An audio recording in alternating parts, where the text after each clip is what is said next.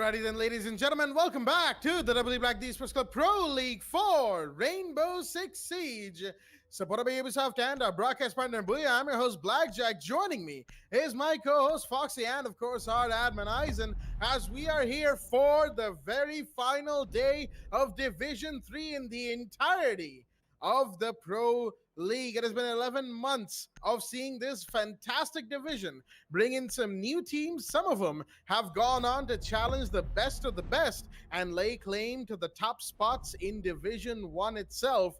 And today will be the last time we see them in the confines of the Pro League. Starting off with the first match, D3 Space taking on Ground 9 Esports. Let us join the players right now at the end of the ban phase, actually, because we have to get the match started nice and quickly before the lobby timer, decided to say, you know what, let's just get this show on the road before you guys get the show on the road. So here we are. Bans have been taken care of. Thatcher, Blackbeard, Mira, and Clash for both sides. It is a Villa, after all, on your screens right now. So most of those, are mostly map specific, if you will. Thatcher at this point is just, well, he's a ban for ban's sake. Like, Thatcher has probably the highest ban rate. I think he does, according to the Season 4.3 graphs that were released a couple of days ago.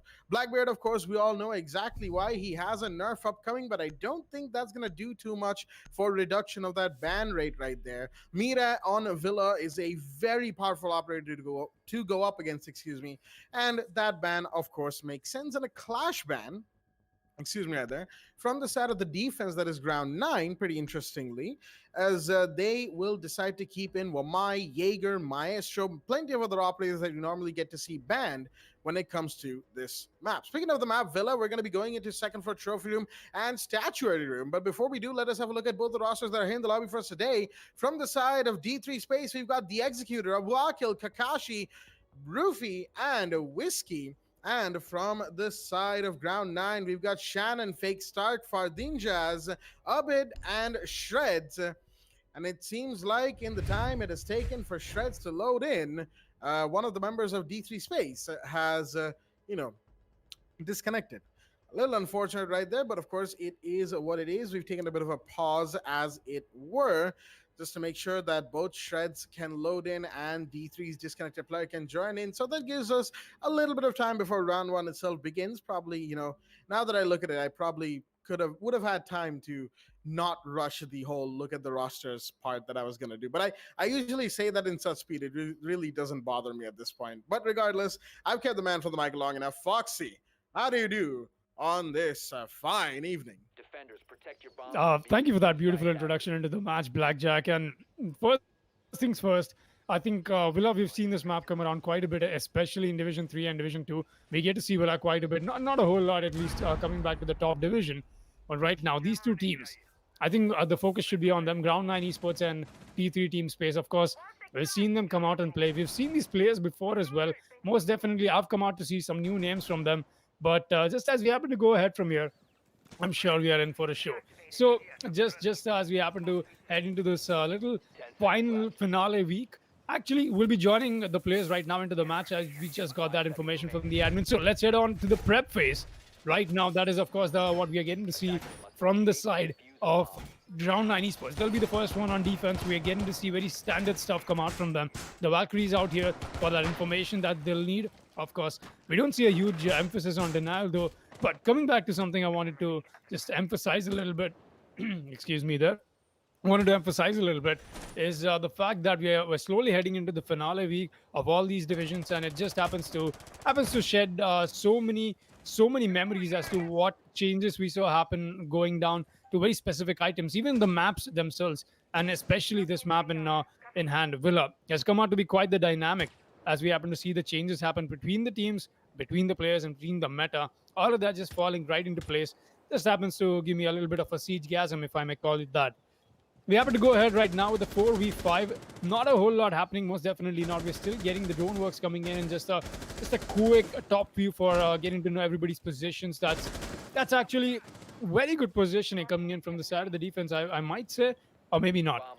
The attackers, they've been quick on the foot. Yeah, nice. He's surely on the side. It was just the hologram. That was, of course, just the hologram. But Whiskey, he's awfully close to side. He's going to get the first frag. Shreds is going to get shredded. They still have Fardinjaz, not anymore. And wait a minute. Whiskey goes down. That's a team kill coming in, but Kakashi makes up for it as he takes down Orbit. They still got Shannon and Fake Stock alive, and that's of course your Legion and Malusi. Quite the start and quite the explosive start, if you'd ask me, to this round.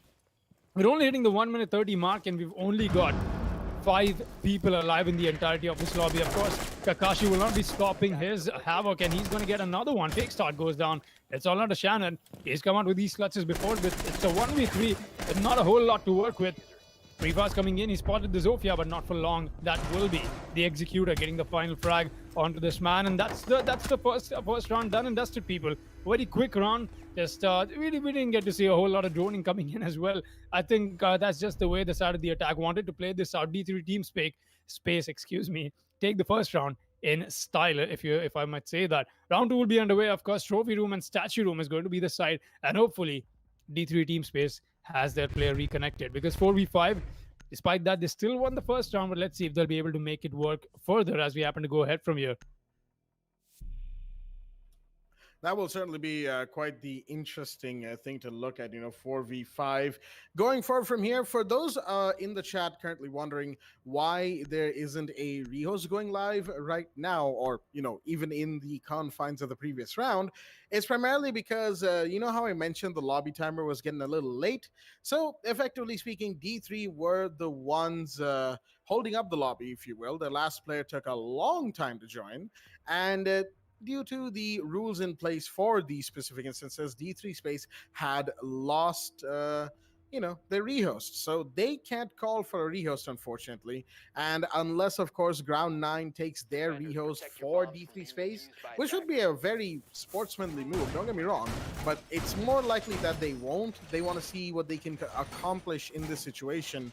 More than that, that first round, I mean, Ground 9 just did not look good, like too good, if you will. And yeah, they've got a few things to look at going forward into the next few rounds of this match. But of course, just all in all, with some banter being dispensed in the all chat about Shreds' infamously long loading times. I believe we've touched on that yesterday more than enough.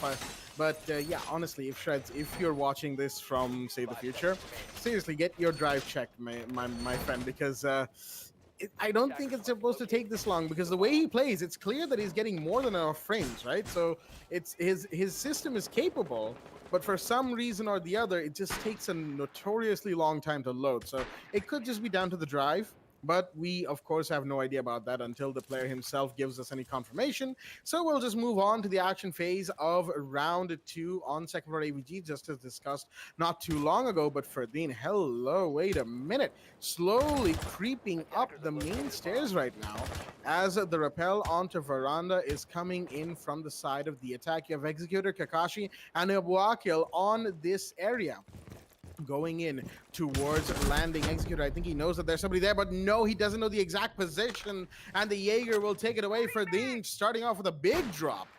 That is your Zofia taken care of. Shannon's got to be careful, knows that there's somebody on Astra window, but won't get the kill from the C4 because the Ash Whiskey had rappelled up to the roof just in time. Kakashi now pushing up 90 hallway towards that AVG side is going to just continue, making a bit of an advance, if you will. Whiskey's got to be so careful. There's Valkyrie inside a bedroom, and there we go.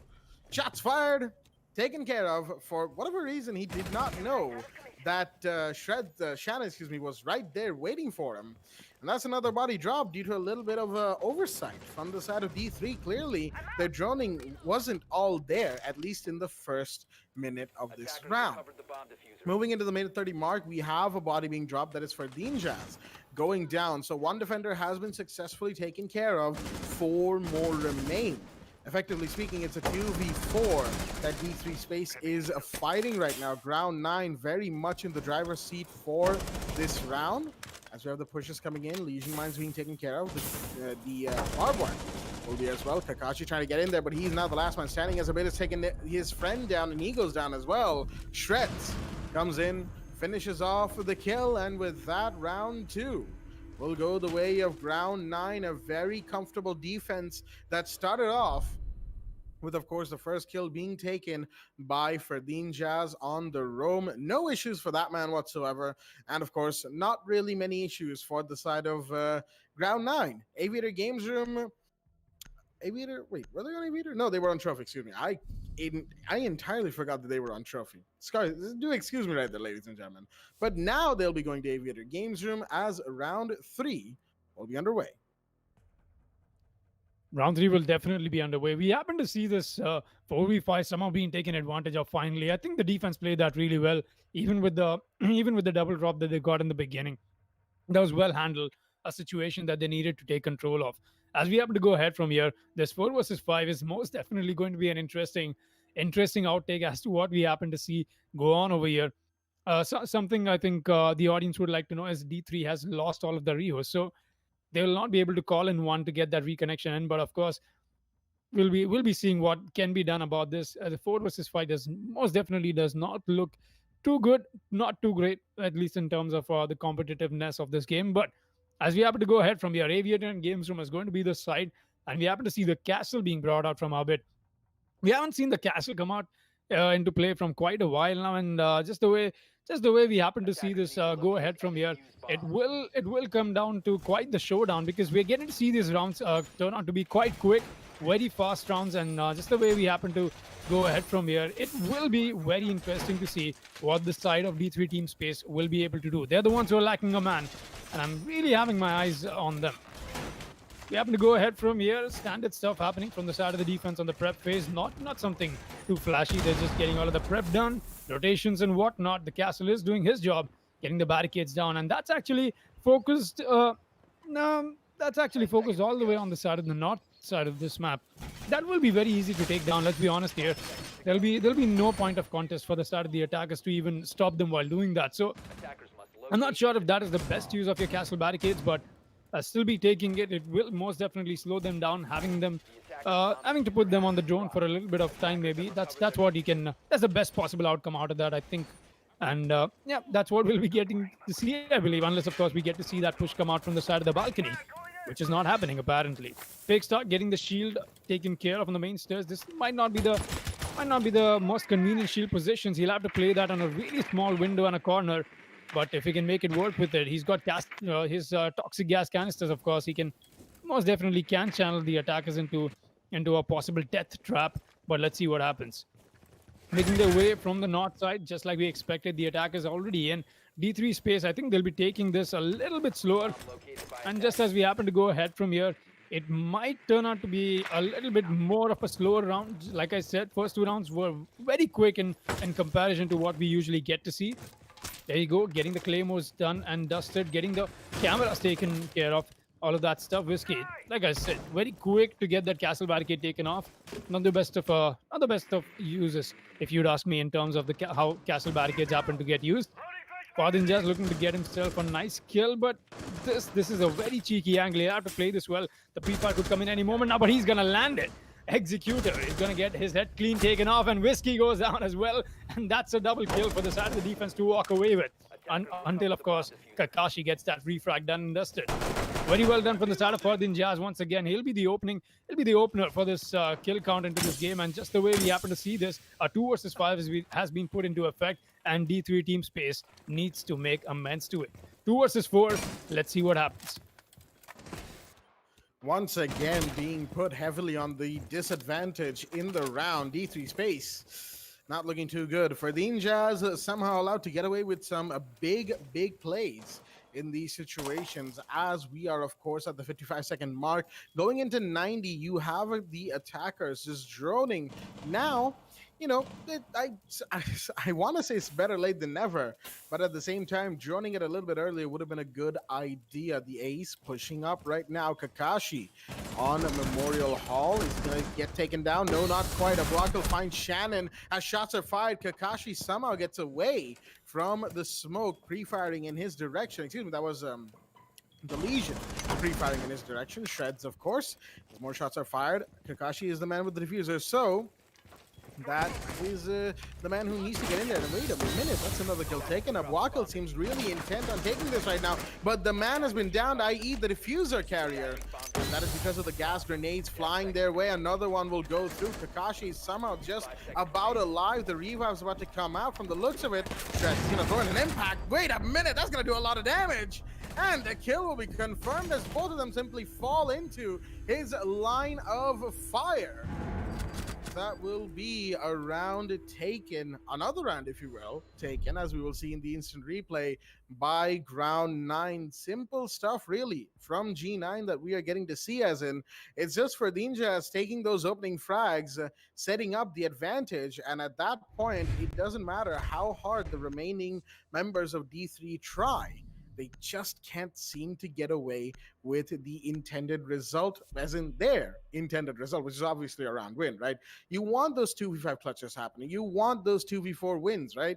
Unfortunately, it's just not going through. Like, two people in a situation on Villa, on attack, is highly improbable to begin with. You pair that on top of D3 Space's already existing issues with droning and intel gathering, and the resulting issues of utility clearance, and you've got a pretty bad scenario for attackers in this map, just in general. Shannon with the 6-pick ticket taken, but I don't think he actually got to select anybody, so I think he'll just stay on the Wamai. As of course, we wait for Shreds to load in as it goes, ladies and gentlemen. It's standard procedure when it comes to matches regarding Ground 9, of course. But then again, this is their final stream match of the Pro League, so they're here for a good time and hopefully a good impression to last us until we see them again in whatever future chances or events happen in the region. Speaking of their position on the table, that is, they are currently 6th place, 6 points and a -6 on the round conversion ratio. As it's not the worst position to be in, but 6th ain't exactly the best either. They want to probably get to 5th or 4th if they can, just about in the middle of the table, give themselves a good position to be in while we close out the league. On the other side, D3 Space, they took a good win yesterday, all things considered. We saw them make a fantastic play yesterday against Team Clickbait because they were 0-4 down. And coming back from 0-4 down to an 8-6 victory is amazing. D3 showed us that while they may not be the most consistent team of Division 3, they can certainly make plays happen once they get rolling. Unfortunately, whenever we set up a team like that, I'm pretty sure all of our viewers know that there's a but incoming. And that but is the fact that D3 is currently still on bottom position in the table. Yeah, not the best, if you will. But they are, of course, trying, and that's what really matters here, trying their hardest to D3 Space, and that is what they will continue to do as round 4 hits the action phase right now. With the 2-1 situation, we have headed to first floor dining and kitchen, as seen just a minute ago. Now at the 2-minute mark, we're going to have the first kill taken this time by Shannon, challenging vertically. Finds Whiskey. That is your sledge gone. That's a ton of saw breach already taken off as the Jackal scan goes off, but that is onto Ferdine. And that's not going to amount to too much at the minute 50 mark, but they need these operator bodies taken care of. If the defenders are allowed to get away with that first kill, then we might see another round go the way of Ground 9. Just the way this happened, this match happened to start off, I thought maybe D3 Team Space is able to work with the 4-man lobby that they've got for themselves. Of course, the 1-man that they don't have will be a little bit of a problem for them to handle with, but they're still looking confident. But I might have to change my opinion right now. It's looking like Ground 9 is able to get the better of them. I wouldn't really blame them, just the way it happens to be. We're getting to see the side of the attack getting taken off early. The first drop is coming in too early from the side of the defense as well. So being able to walk away with kills like these is most definitely going to affect how D3 Team Space happens to pan out as we happen to go ahead from here. But I think he's found somebody. Shannon trying to pick a fight. Not sure who though. Kakashi's moving out from down below all the way from Wine Cellar. He's got to be careful. He's alone on his little adventure that he's got for himself. Meanwhile, Zofia making her push all the way towards the side of the laundry room. Oh, he might even find somebody here. Shannon looking to find this frag for himself, but there's Zofia charges coming in, and the Vamai magnets are what are stopping her. Pretty fast coming in, but that won't matter. Shannon is still going to lose the shield, and Zofia is going to get what she wanted to. Kakashi, meanwhile, does walk away with the frag offer from Pantry Room. He's moved up awfully close to the side. This might just be the push that D3 Team Space needs to make happen right now. Fardin Jazz just moving around, and no, never mind. Kakashi is going to get a kill. Just as I happen to talk about it, never mind. Fardin Jazz gets a refrag quickly enough. A 2 versus 3 back into action. And just as we happen to go ahead from your Executor, will get another one. And Fardin knows there's somebody coming up to him. And the Jackal goes down. That's the diffuser down, people. He's got the pistol in hand, but it won't matter. The Sophia has no time, and she's not got the final kill. Round 9, coming so close to losing that. But D3 Team Space will still be the ones who will be taking that loss for themselves. And something I wanted to point out, just the way Fardin was moving, and since he was Jaeger, I could not stop my brain from thinking about the song "Moves Like Jagger" for some reason. That's such a close relation to it somehow in the words as well. The dad honestly, jokes have to follow Blackjack. yeah, no. No. I'm not like here to resist it. I'm actually like thinking like it. I honestly, I'm surprised that we didn't hear that from you sooner, Foxy. I mean, when you think about it, given your I can't really say infamous, can I? It's not infamous. But all right, given your historic reputation with dad jokes, I thought you would have made this one sooner. I think I might have, maybe. I'm not sure, but just the way I happened to see him bounce around so much and the kind of moves he was making, and that's exactly when I realized he's the Jaeger as well. So it somehow happened to strike me at that moment, and I wanted to make that reference, but hey, the round was happening too quick, and of course we cannot miss any of the action. There was a quick round towards the end of it, and somehow it was still the side of the defense to walk away with the victory on it. So once again, props to them to walk away with this one. And just the way we happen to go ahead from here, we just got some information from Eisen that D3 has the last player from their roster has gotten a power cut. Sadly, he's not being able to reconnect. Of course, with the power cut, there's no way you can turn on your computer as well. That should have gone without saying. Never mind. But yeah, all in all, a 4 versus 5 will come out to be the outcome of this match, and we'll be going ahead here with that. Sadly, they don't have any substitutes as well, so it will be a little bit of an offbeat match. But hey, I think this is a great time for the side of the attack to perform better. Being pushed into that corner, you get all the while more opportunities to pounce up on your enemies.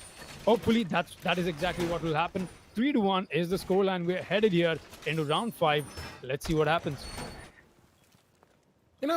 Kind of bouncing off of what you said right there, Foxy. D3 Space being pushed into a corner, right? You mentioned pouncing on their enemies. Primarily, the way I see it is their limits are being tested here. It's a situation you don't normally see yourself in.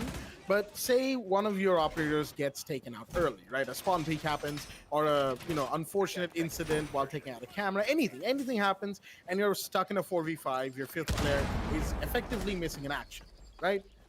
This is sort of the same for D3 Space. Of course, they're missing that little extra intel that said dead player brings. So it's pushing their limits just a little bit more because they don't have that information coming in, and they're playing with one less operator. They need to, switch around who brings in what, who plays the soft breach, who plays the hard breach, who brings in the intel gatherer or the denier, if you will.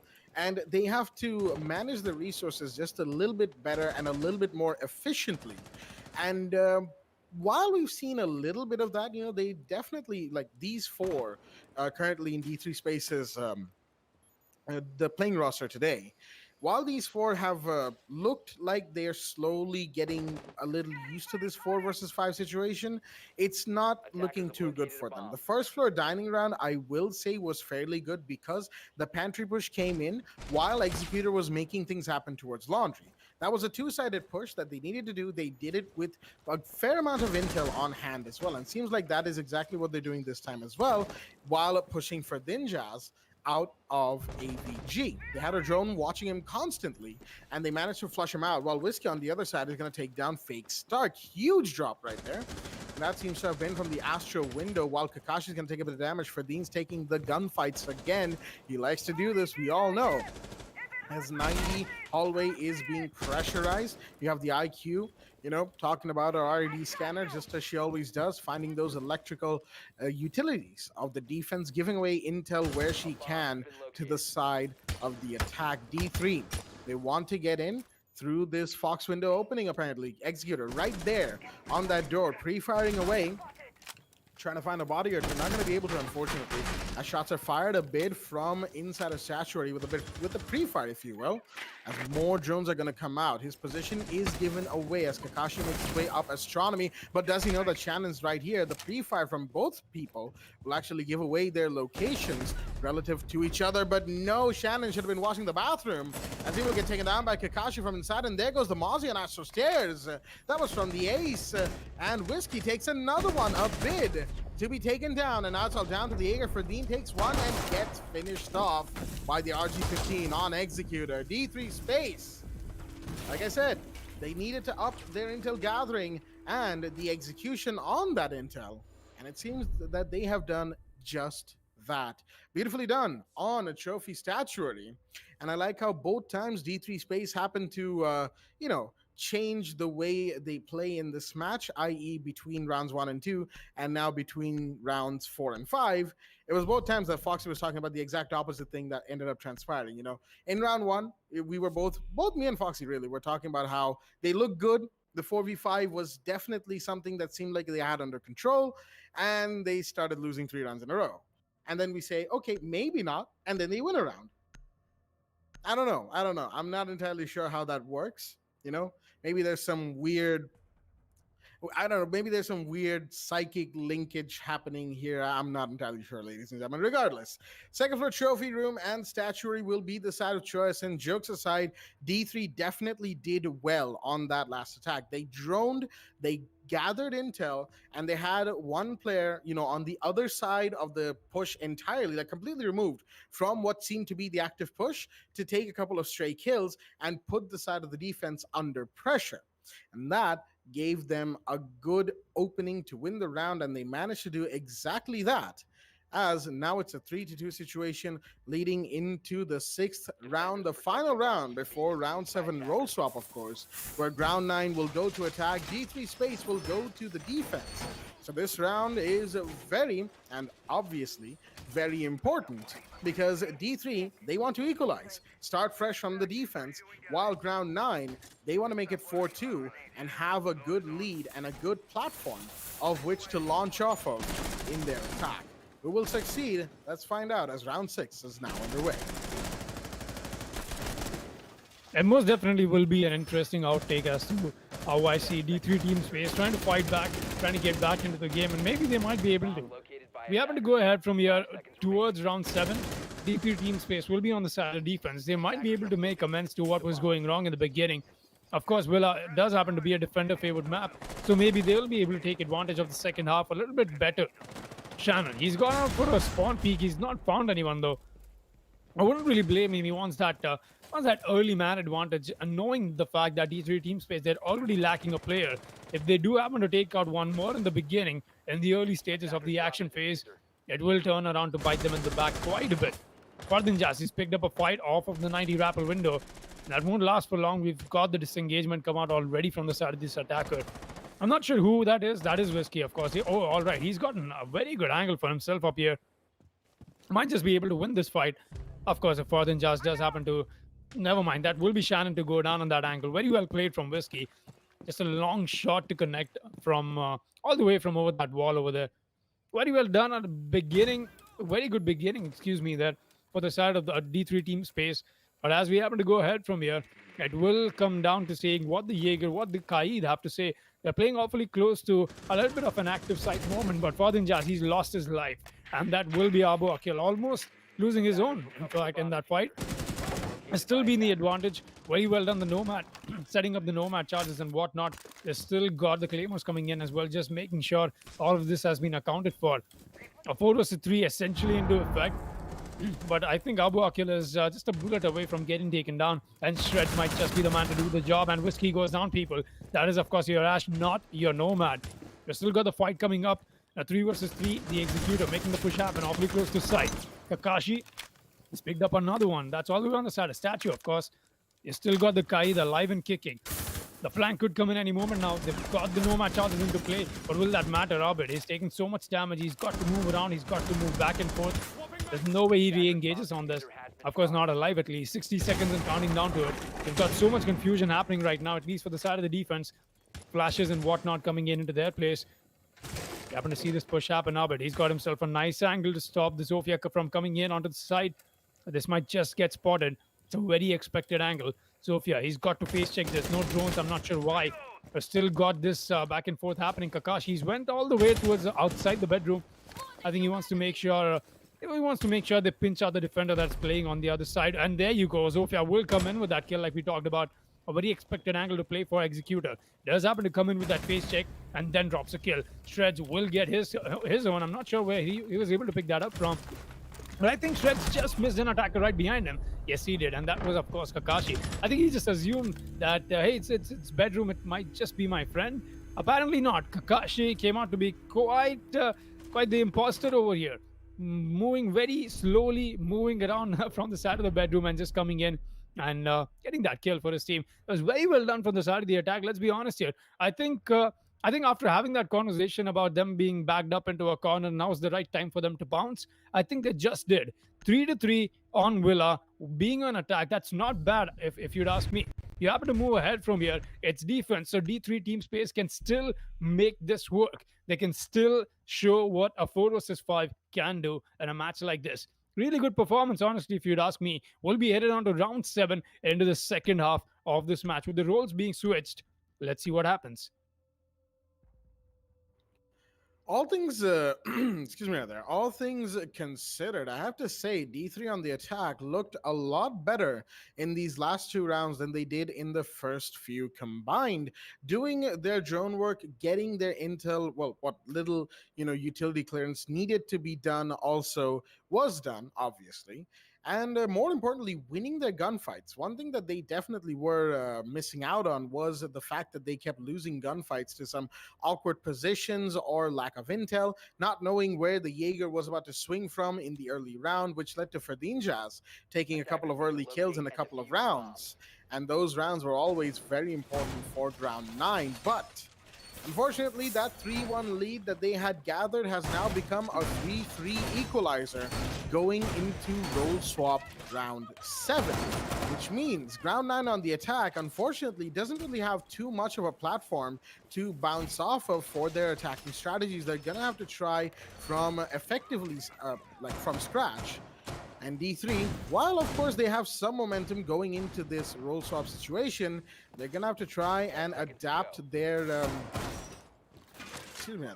their usual strategies into this 4v5 setting that they have found themselves in. Again, a little bit of adaptation will be required, and depending on how D3 decides to play this, it could take some time before they are entirely okay with the kind of strategies they need in this situation. As Kakashi is going to hold the main stairs with with the Kaid AUG in hand. Of course, he doesn't need to do too much, just hang around there. With the lack of a Wamai, again, that 5th player not being there is going to show even more so now, because lots of defender tactics usually require that 5th player, even if it is a Wamai or a Legion. That 5th player is often very good. But wait a minute, Whiskey. Is he trying to hide in the plant pot on that statuary door? I think he just might be. I guess we'll see if that works. Right? Nope, he's moved out instead. Here's the drone coming at him and decides to move away. Unfortunately, gets taken down. I think he could have just stuck that position and maybe gotten away with it, as I'm not too sure about round 9 looking at that exact plant pot that the Alibi was hiding on. But unfortunately, what if scenarios never come to pass, because they are simply what if scenarios. The Alibi is taking care of Shannon, just about winning that gunfight. Much needed right there for round 9, as the first body has been taken, approaching the minute 40 mark in the round. Now we're awfully close to side. He's got the 90 control done and dusted, but there's a shield waiting to welcome them. Of course, you've got somebody else behind that shield as well, Kakashi, waiting for that welcome as well.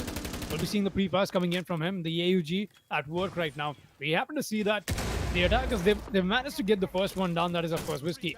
But this will be a little bit of a wait a minute. That's not the intended place for the Selma Breach to go out for. But hey, Abid, he's got that back in his pocket. He'll be redeploying that again at the right spot. I'm not sure how he happened to just misdirect that Selma Breach completely. But you still got some fight back coming in from Farthing Jazz. I think that they're trying to get the Kaid charge done and dusted, but I think the trick of the Kaid of that blocker wall is coming into place, and that's why they're not able to get this charge done. There you go. That's exactly what's happening. The locker wall trick from Kaid is, of course, into place. Kakashi, very well placed Kaid charge by him, but I don't think it's going to matter. Shannon. He'll be able to drop a kill, but he happens to take a life of his own teammate.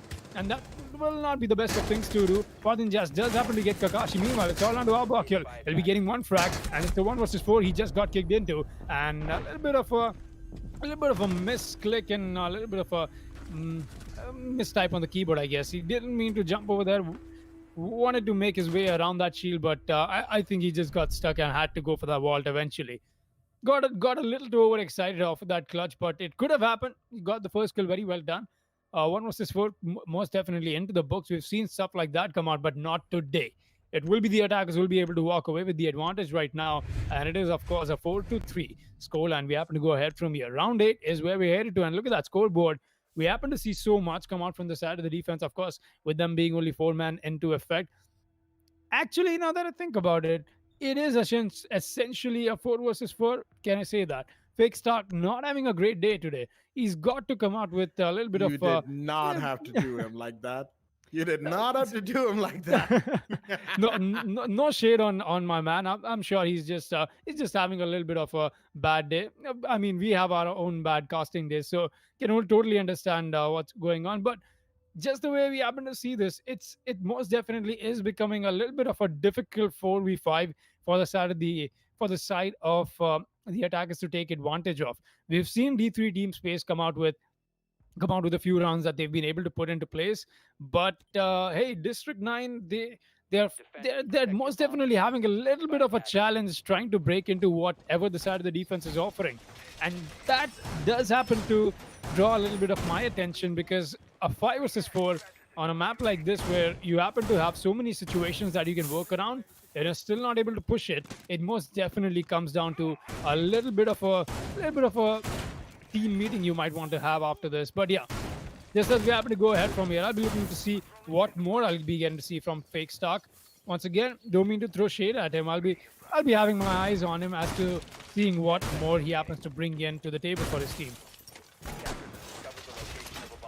You and me both, I think, in this situation, as we always want to see, players who, excuse me, they aren't exactly doing too well in terms of kills, bring in something else, maybe support. Maybe, just holding flank watch and getting a couple of bodies in important positions, as that is exactly what Ground 9 will require out of him. The rest of the team is performing well enough. They just need him to pick up a few every now and again, and I think they will pretty much be golden just in this match, of course. Then again, as mentioned before, D3 not exactly having the best time in this match. They've still tried and managed to, in fact, bring in quite the fight tonight. And that is always nice to see. Excuse me, they're going 3-3 on attack against Ground 9 on the map of Villa and playing a 4v5 to boot. And that is very commendable, all things considered.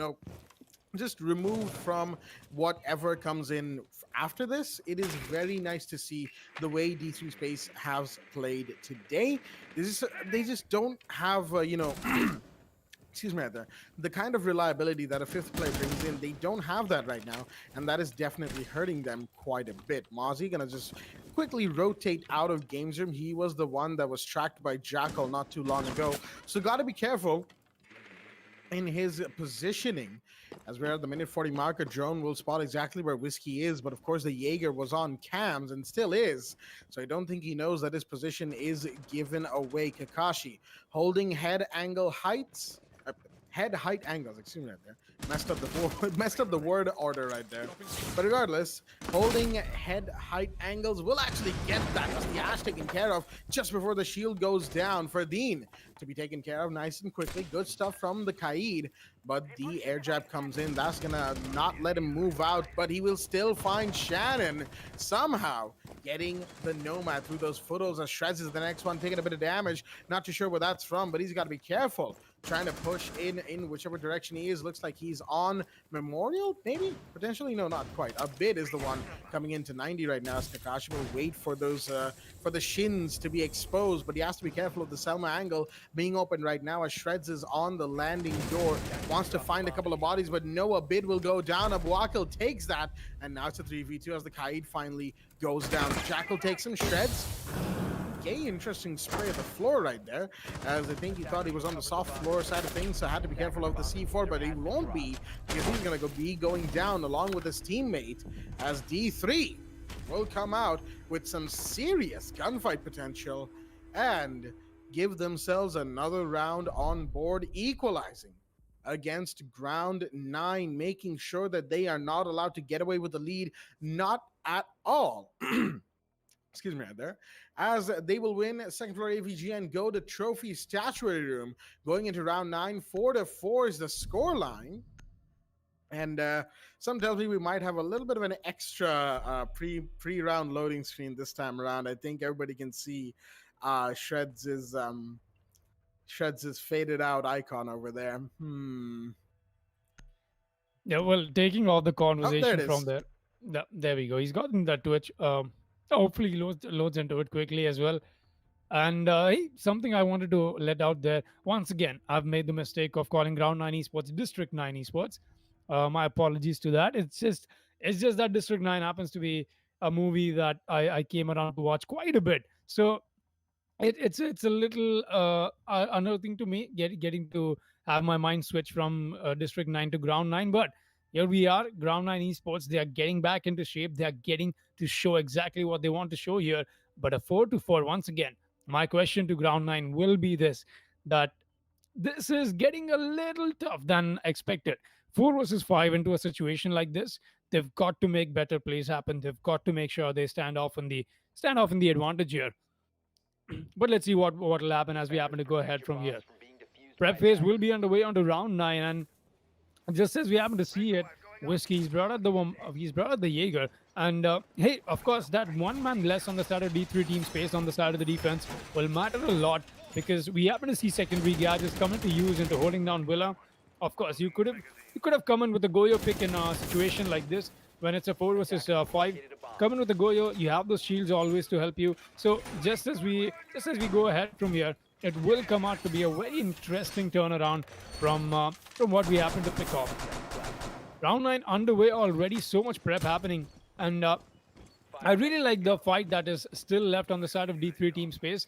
They've most definitely come out to be quite the fighter, if you'd ask me. Usually we see a 4 versus 5 going mostly in the favor of the people with the extra man count. Of course, that goes without saying, but like I said, it is a little bit of a peculiar situation here, because I don't see D3 team space exactly getting the advantage. Neither do I see Ground 9 being able to take control of the situation. So I'm not sure if Ground 9 is lacking what it takes, or D3 team space is just being able to perform better in a 4 versus 5 situation nevertheless. So I think my questions will be answered as we happen to go ahead from here. And Abuakil, he's already picked up a fight. He's still getting himself some pre-fires thrown in, and just as we happen to see this, Abuakil does not want to lose his life early. He'll go in with a prone peek, won't find anybody. Of course, does come out to be an unfortunate situation for him. He'll not be too bummed out about that, I'm sure. Shannon, awfully close onto this bedroom area. He's made his way inside. I'm a little skeptical about that. He's not got any backup, no drone works at all. Shannon is the hard breacher, so Shannon has got to make sure he lands a few shots and does not die, of course. Let's see what Shannon has to show us.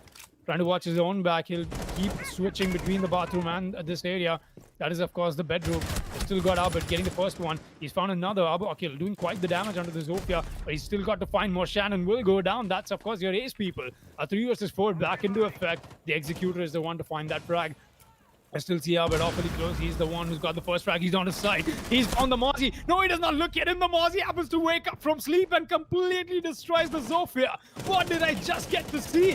Quite the showdown. Mozzie completely camouflaged in that floorboard. Went totally away from the Zofia somehow. And the scoreboard, meanwhile, has lit up in the favor of Ground 9 Esports. It's all onto Abuakil, which won't matter. Shreds will shred through him. and Ground 9 Esports will be the ones to take the advantage and the steering wheel into their own hands. What did what the Mozzie somehow? I thought we are getting to see a knife coming in any moment now, but hey, quite the quite the step onto that little place there. The Zofia practically walking onto the Mozzie, and he happened to wake up. Hey, who just stepped on me? That was really weird. I mean, it's not really a surprise that Zofia completely missed Mozzie. I mean, Mozzie's canonical height is kind of on the shorter side anyway, so it could be just that Zofia didn't notice him because he just is that small, ladies and gentlemen. He's kind of a really small human being.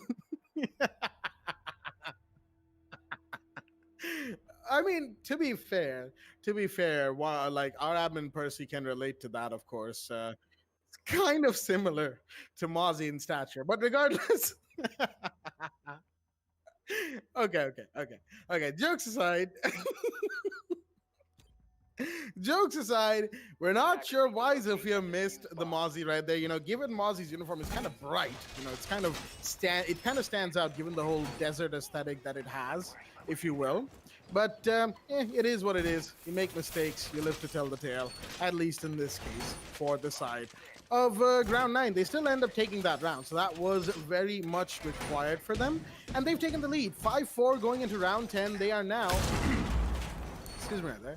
They are now one round away from match point, putting themselves in a good position, if you will.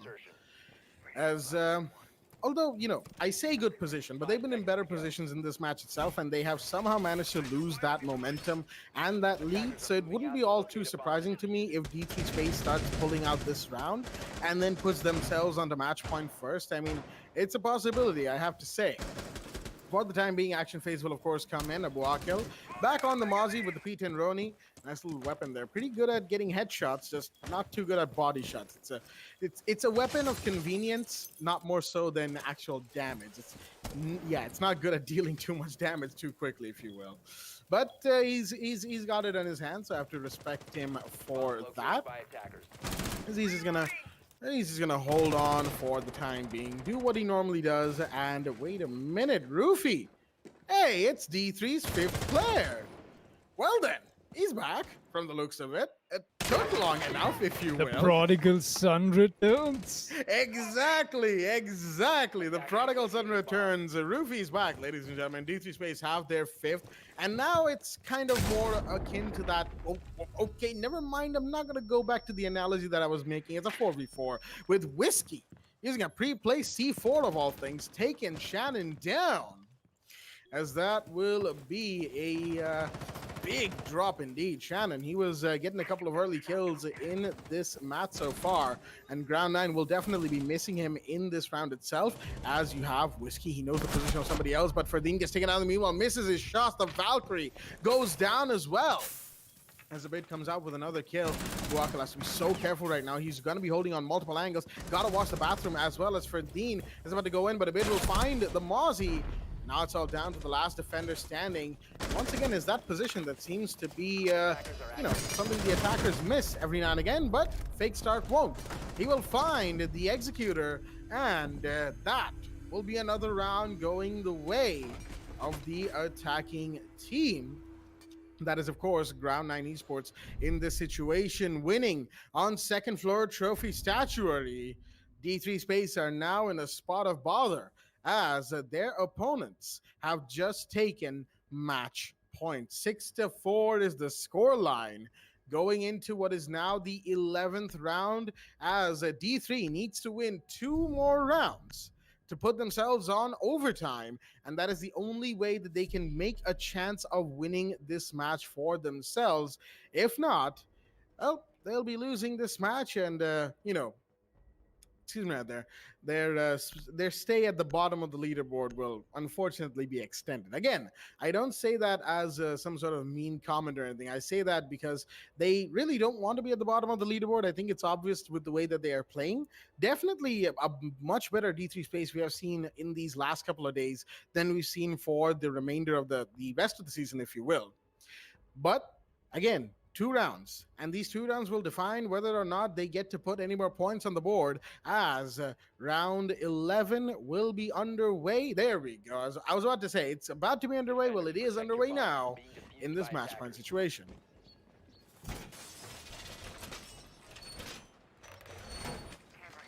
It most definitely will be a very interesting 2 rounds, like you said, Blackjack. I think every second right now is going to matter for T3 Team Space, but right now, I can feel the adrenaline they must be having with their fifth man reconnecting into the lobby, knowing that the stakes are high, knowing that the opponents, if they win this round, they're done for. They most definitely will have to come out with everything that they've got. And there you go, Kakashi right now is doing the trick, like I talked about the Kaid trick, of course, where you happen to place the Electrocrot just at the right position, will not get spotted from below, and can still have your wall electrified, and just being the safety of it. But hey, we happen to go ahead from here. Like I said, D3 Team Space, they will most definitely are very poised to make sure they take us to overtime, and that will be very exciting, of course, if we get to see that. Right now, round 9, they've got to make some changes. They've got to just make sure they're structured enough. They've got to make sure everything's been accounted for. Not making calculated plays is going to land them in a position of so much hurt. It might turn out to be an overtime position for them as well. Of course, if I was grind 9, I'll be looking to secure myself this 7-4 victory, of course. But hey, this is Siege. Anything could happen. Let's see what will happen, of course, as we happen to go ahead from here. Shannon coming in with a little bit of a ecstatic moment with him. Of course, Shreds joins him as well in that little endeavor. They still got them pushing from the side of landing, and there you go. Valkyrie Cam spotted and taken out. Abu kill. He's already being dragged through the footprints. Of course, the Jackal is into play. That's why Shannon, he's brought that Jackal out. I still be looking to get that frag for himself from all the way on the side of 90. We don't have any emphasis on this hallway, though. At least not from the side of the defense, except for the shield we saw them bring out before. Got steady emphasis from the side of the defense, and this is exactly why this might just turn out to be fatal for the side of the defense. We don't see Ground 9 going for the attack on the side of Study, and I think that's just a missed opportunity for them. Getting the shield taken down, Kakashi will have to move back from here. The Ashes, of course, are doing her job properly. They still got the push-up coming in. Kakashi still is able to walk away with that kill. Fake Stock will go down here. Hibana has been taken off, and that was one of your heart breachers. It will come to bite the side of the attackers in the back for sure. But as we happen to hit at the 1 minute mark, let's see what happens. Plenty of shots being fired as Roofy will go down. Unfortunate, but Abid will take that kill and walk away with one more. Sees the feet of a defender. Can he get it? Yes, he does. As Kakashi and Abuakil drop simultaneously. And now it's a 2 versus 4 as Whiskey standing in the smoke. Here's the plan going off. C4 comfortably as he will deny the plant. But of course, his position has been given away. Kind of a trade between Shannon and Executor. We'll leave it now in a 1v2. Whiskey is still thrown in the smoke. Does the Ash? No, he doesn't. Ferdine should have been looking. He wasn't aware of his position, of course, and gets taken down. Now it's all down to the Valkyrie, but no, Shreds will find him in the study right when he needed to. And I have to say, Whiskey walking away with those 2 kills had to be some of the most hilarious things we have seen in this division, ladies and gentlemen, as he could have had it, through the smoke, a C4 and a kill, both plant denied. But unfortunately, it wasn't to be, and just like Foxy said, a 7-4 will be the scoreline in favor of Ground 9 Esports. Finishing off this match, ladies and gentlemen, D3 Space unfortunately will not be putting any more points on the board for this season as their final season in the Pro League not really too good.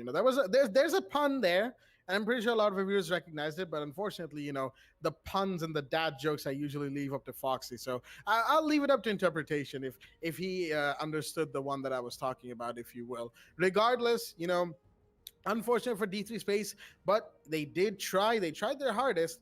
They just weren't all quite there, literally speaking, in this situation. But we'll be talking more about that in Relive the Moment, a little after-match show that we do, where we talk about the highs and the lows of both teams in the match that we just had. That's going live on your screens right now, actually. And I believe in this situation, none better than Foxy is suited to take us through this relive the moment. So, Foxy, interesting match with a slightly hilarious ending. What do you think? I think it was most definitely an interesting match, Blackjack. There's nobody taking that away from them. It most definitely started off to a little bit of a wait, what's happening moment for me, honestly, because I did not expect a 4 versus 5 to come out today, at least of all things. This is, of course, the finale week, so I'm expecting all of the teams to be on their toes to give out the best that they have for themselves, and I think they did as well. At least in this match in hand, I think D3 Team Space came out with their best, and so did Ground 9 Esports. But like I've emphasized this earlier, and I'll emphasize it again. Of course, if Ground 9 Esports players are watching this, you might want to hear what I'm about to say is the fact that I got to see some great performance from Ground 9, but I'll be looking to see a little bit more. Knowing that the side of D3 Team Space is still on a 4 versus 5, knowing to take advantage in a moment like that is a little bit of a art of the game as well, just as I happen to talk about it. So Ground 9, they definitely walked away with the victory in all of their glory, but this could have been a little bit of a better performance from them, could have been a better scoreline that we got to see. Most definitely not the best of what I got to see from them today. They've had better days, and hopefully they'll have more better days as we happen to go ahead from here. But speaking of the match in hand, of course, this little moment shreds that little lapse of not finding the Jackal over there. Just happened to come around to bite him in the back. Excuse me, not the Jackal, the Ace rather. D3 Team Space were able to fight back and give a very good competition to Ground 9 Esports, most definitely so. And I'm sure they must be feeling a little sad over the loss that they have for themselves right now. But there's nothing to take away that Ground 9 played that really well towards the end of it. The Zofia just coming around the corner at the right time, the right moment. This little moment for the Jaeger. He tried to move around this shield, just got taken out in that animation. Could have made the clutch happen. There's so many missed opportunities. And of course, how can I not forget the Mozzie? Just being completely ignored on the side. And I really like how he was just chilling, just completely fine on side, just sleeping. In fact, having a maybe watching a YouTube video on his little camera that he got there, the little phone. Most definitely not. He was on the cams, and that's why he could spot the Zofia. But quite interestingly so, it was not the Zofia who spotted him first, and this one, Whiskey, a great attempt on getting himself the clutch done. But sadly, the ball was just not in his favor. Excuse me, it was just not in his favor, all of this, whatever happened. And hey, it was a good attempt from D3 Team Space, most definitely so. But I think Ground 9 will be the ones to take away the glory from them today, and they'll be the ones to walk away with this match. That is most certainly the case. Again, D3 Space did fantastic work just in general, but it wasn't quite all there. And of course, this was only their 6th match. They do have a 7th off-stream game. So who knows? They might be able to put themselves on 6 points by the end of tonight. We will, of course, update our viewers on whatever standings are done, by the end of tonight or, in the coming days with Division 3, then 2, then 1 slowly coming to an end. And we do hope this finals week will be enjoyable for all of our viewers, as it will be for us here at the Esports Club. But of course, I'm talking like it's the end of the stream. It's not. We still have a couple more games to go, as it will be Zendaya Fan Club taking on Exolic Esports on the map of Clubhouse after this short break. Stay tuned.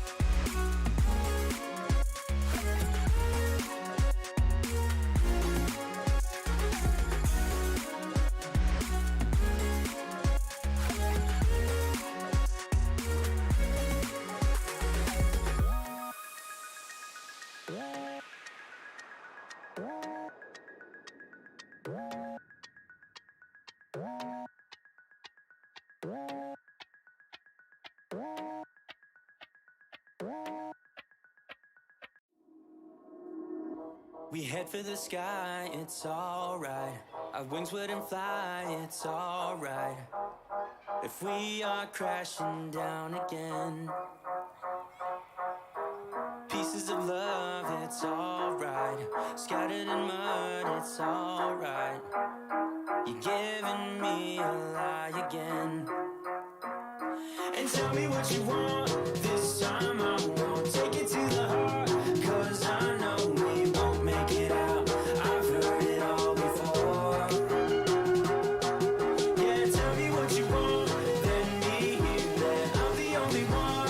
You know that we won't make it out. We've heard it all before. It's alright. It's alright. It's alright. It's alright. It's alright, so let's move on. It's alright, so let's move on. It's alright, so let's move on. It's alright, so let's move on. It's alright, so let's move on. It's alright, so let's move on. It's alright, so let's move on. It's alright, so let's move on. We head for the sky, it's alright. Our wings wouldn't fly, it's alright. If we are crashing down again, pieces of love, it's alright. Scattered in mud, it's alright. You're giving me a lie again. And tell me what you want, this time I won't take it to the heart, 'cause I know we won't make it out.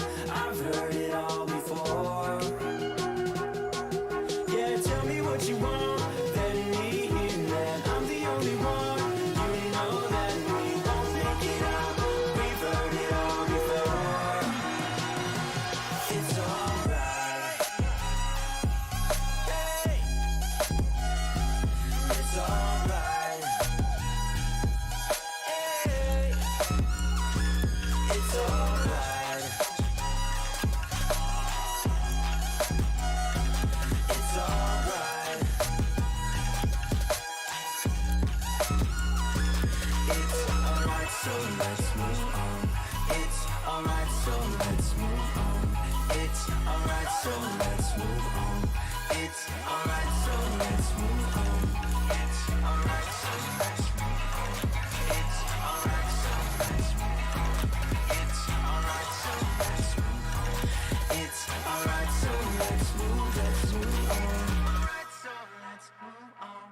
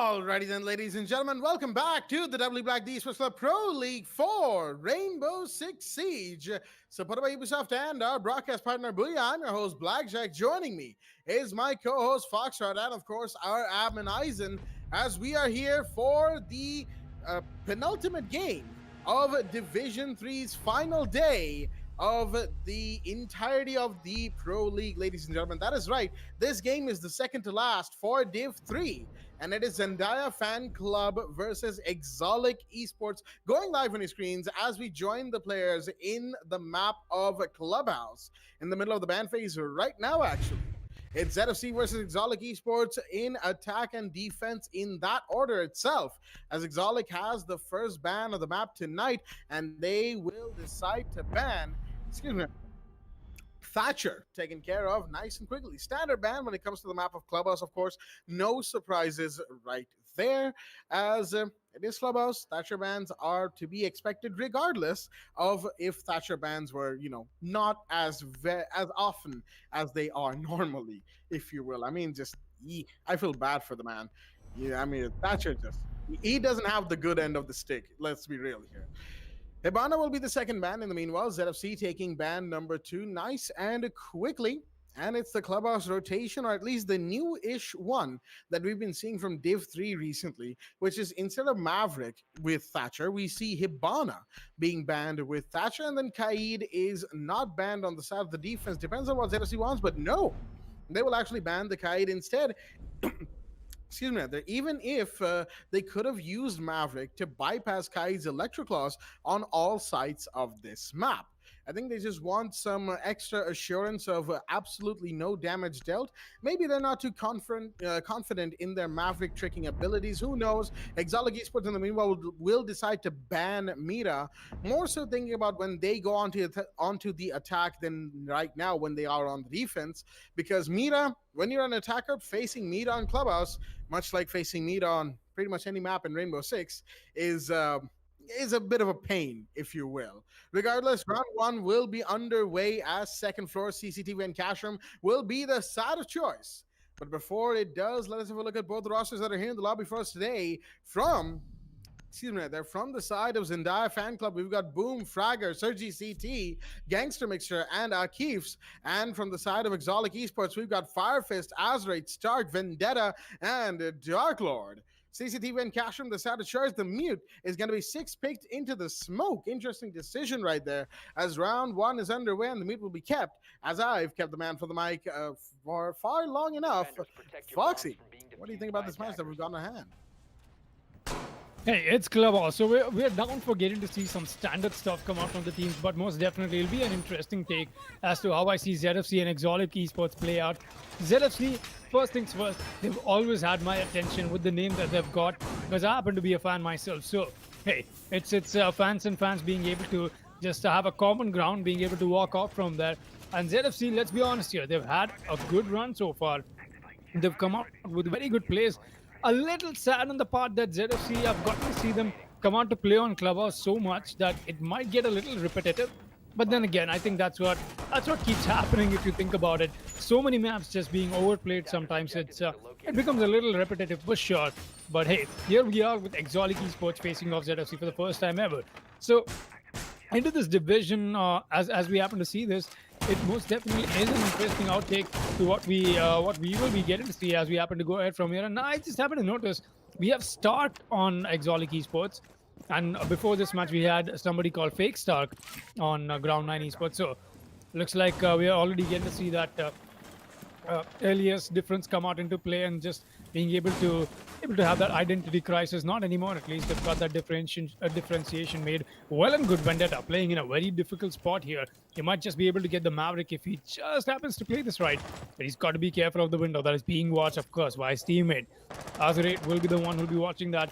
And now with the hole into play, I think Fragger will be able to come out with the Thermite breach. And hey, Thermite into this map after a long time, if you'd ask me. At least I've not seen him come out of the main breach in quite the while. It's good to see my man, the OG hard breacher, come out to get these breaches done and dusted. But I think he's having a hard time doing that. I'm not sure who's coming in between his breaches. I think it was one of the impact tricks that happened to come out from Dark Lord. I won't really blame it. That little Maverick trick that they happen to do in the bottom is somehow turning out to be rather on the off side for the side of the attack. Not play with this. Hey, Thermite, not the best of things to be doing right now. They'll still be getting that breach done, and the ace follows up, and this is a full-blown hole open on the CCTV doorway. They still have Stark taking a lot of damage. I'm not sure who's been lighting him up, and from the looks of it, I think it is, of course, Boom and Stark. He might just lose his life over here from that ass shot, but Boom, he's taking so much damage himself. So many exchange of firefights coming into place here. Stark, he's got to play this right. He's got to play this careful. He won't be able to, of course. He goes down, and that's Raptor's control replenished for the start of the attackers to take control of. A minute left. We're counting down to it. Let's see what happens. Attackers have recovered their. Well, 55 seconds on the clock. ZFC right now trying to get a couple more bodies if they can get in, but no. Vendetta coming around from down below will find Boom, who was on, of course, the garage pathway walk. Of course, that's not going to be too good for them. That is their ace down. Even though the Summers have done the breach, if you will. Azure trying to go for a peek, not going to get anything. Gangster Mixer does a bit of damage, but the peek going in to garage window will not yield him any kills, but the grenade will. And then a refrag comes in. That is Surgy CT taken care of nice and quickly. But the plant is already happening. Fragger, he might just push up, but he tries to, doesn't get it. The C4 goes off, will not connect as well. It's a post plant, but Firefist finds Fragger. And a good kill taken, but he tries to fall back, gets taken down. That's a 1v2, make that a none v2. Gangster Mixter taking quite the double kill right towards the end there. Much needed for his team in this situation, as ZFC will manage to take the first round. A little messy, a little bit discordant, but they looked good all the way up till entry, and they still managed to come out looking good on the other side of that chaotic plant and post-plant phase. So all in all, not a bad round. Exotic Esports will need to look at and examine how this first round went for them, and then change things around as and when required. As round 2 comes in, Basement Church will be the side of choice. An instant change from EXL. This is what I like about them. If they lose a round to any particular, attacking ideology or strategy, if you will, they instantly change things around. Go for a different site, go for a different area of defense, a different style of defense, and see if that works out. Sure, some could say they experiment a little too much, and not having consistency in some strategies will definitely lead to a few unfortunate round losses. That has definitely happened before for Exotic Esports, but I feel like they're still trying to find that one main strategy outside of the standard stuff that we get to see that they want to really emphasize on, if you will. And if they're able to get that, then they can be a very formidable team, because again, they're confident in their gunfights, and they usually have good intel to work off of. So it's not a bad idea, if you will, to try and see what kind of playstyle, what kind of strategy is best for them in this sort of a competitive stage. And that's what they're trying to do. ZFC in the meanwhile will definitely be quite the beast to go up against, although their position in the table as of just before the matches began tonight, 7th position. And and I believe they will still be holding on to that 7th position. Not too great, even if they have 6 points on board for themselves. Exotic Esports, of course, not doing too much better either, as they are currently in 6th. Ground 9 won their game earlier tonight, putting Exotic down to 6th. So, both these teams looking for a better position, potentially even overthrowing Ground 9 Esports for that 5th position.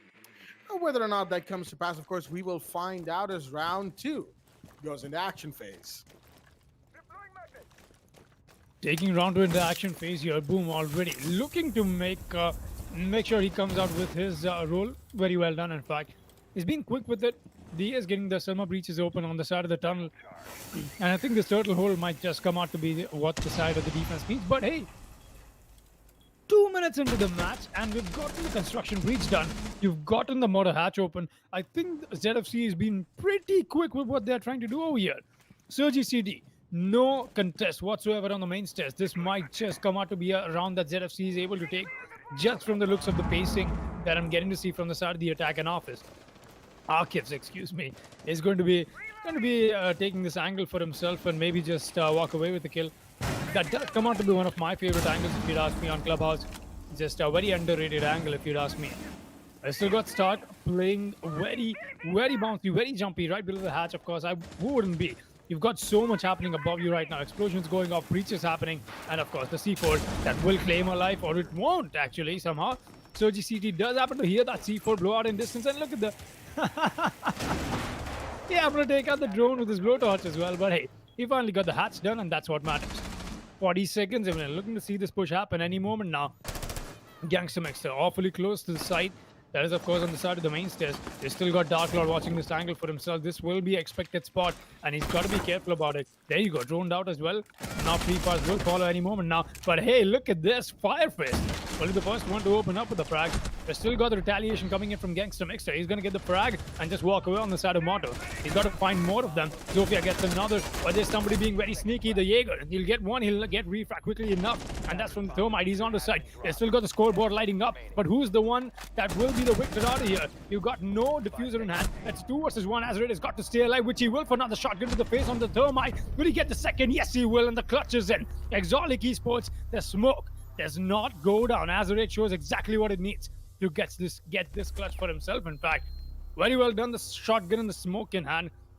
The side of the attack, very scrambled just towards the end of the round there. Just not what I was expecting to see. Just very, very busy street that was, especially the main stairs that came out to be. And hey, it was the side of the defense that walked away with that. Very well played by Azraid. We'll be taking a quick look at that in the instant replay and heading back to round 3. CCTV cash room is going to be the site. Now with the round 1 and under their belt, they'll be looking to take CCTV and cash room just that little bit, with a little bit more confidence, if you will. That is Exotic Esports. They will be trying for that, and who knows, they might just be able to get it for themselves. They will have to work very hard for it as it goes, and they'll be doing exactly that. Again, ZFC, they could have pulled that round out if somebody was covering the man with the diffuser who came down the kitchen hatch. There was no cover for him, allowing Azraid to simply go in and deny the plant and hold with a shotgun at that range. Very dangerous opponent to go up against, and practically, he was just having a 1v1 after 1v1 when you really look at it, because once he got the kill onto the planter, right, he had diffuser, and the Thermite was the first one to push him, but of course Zofia was still alive. It was a 1v2 after all. So pushing together may have been the best idea in that situation, but ZFC, of course, were strapped for time, and I don't think Thermite could have waited for Zofia to come in time, and they would have been able to push together. Again, time was such a big constraint for them because they took really long to actually get their execute going. And there's a problem that we've seen with ZFC time and time again. Their execute simply takes too long, if you will, and other teams on the defense are able to take full advantage of that. Either that, or intel issues, or something or the other.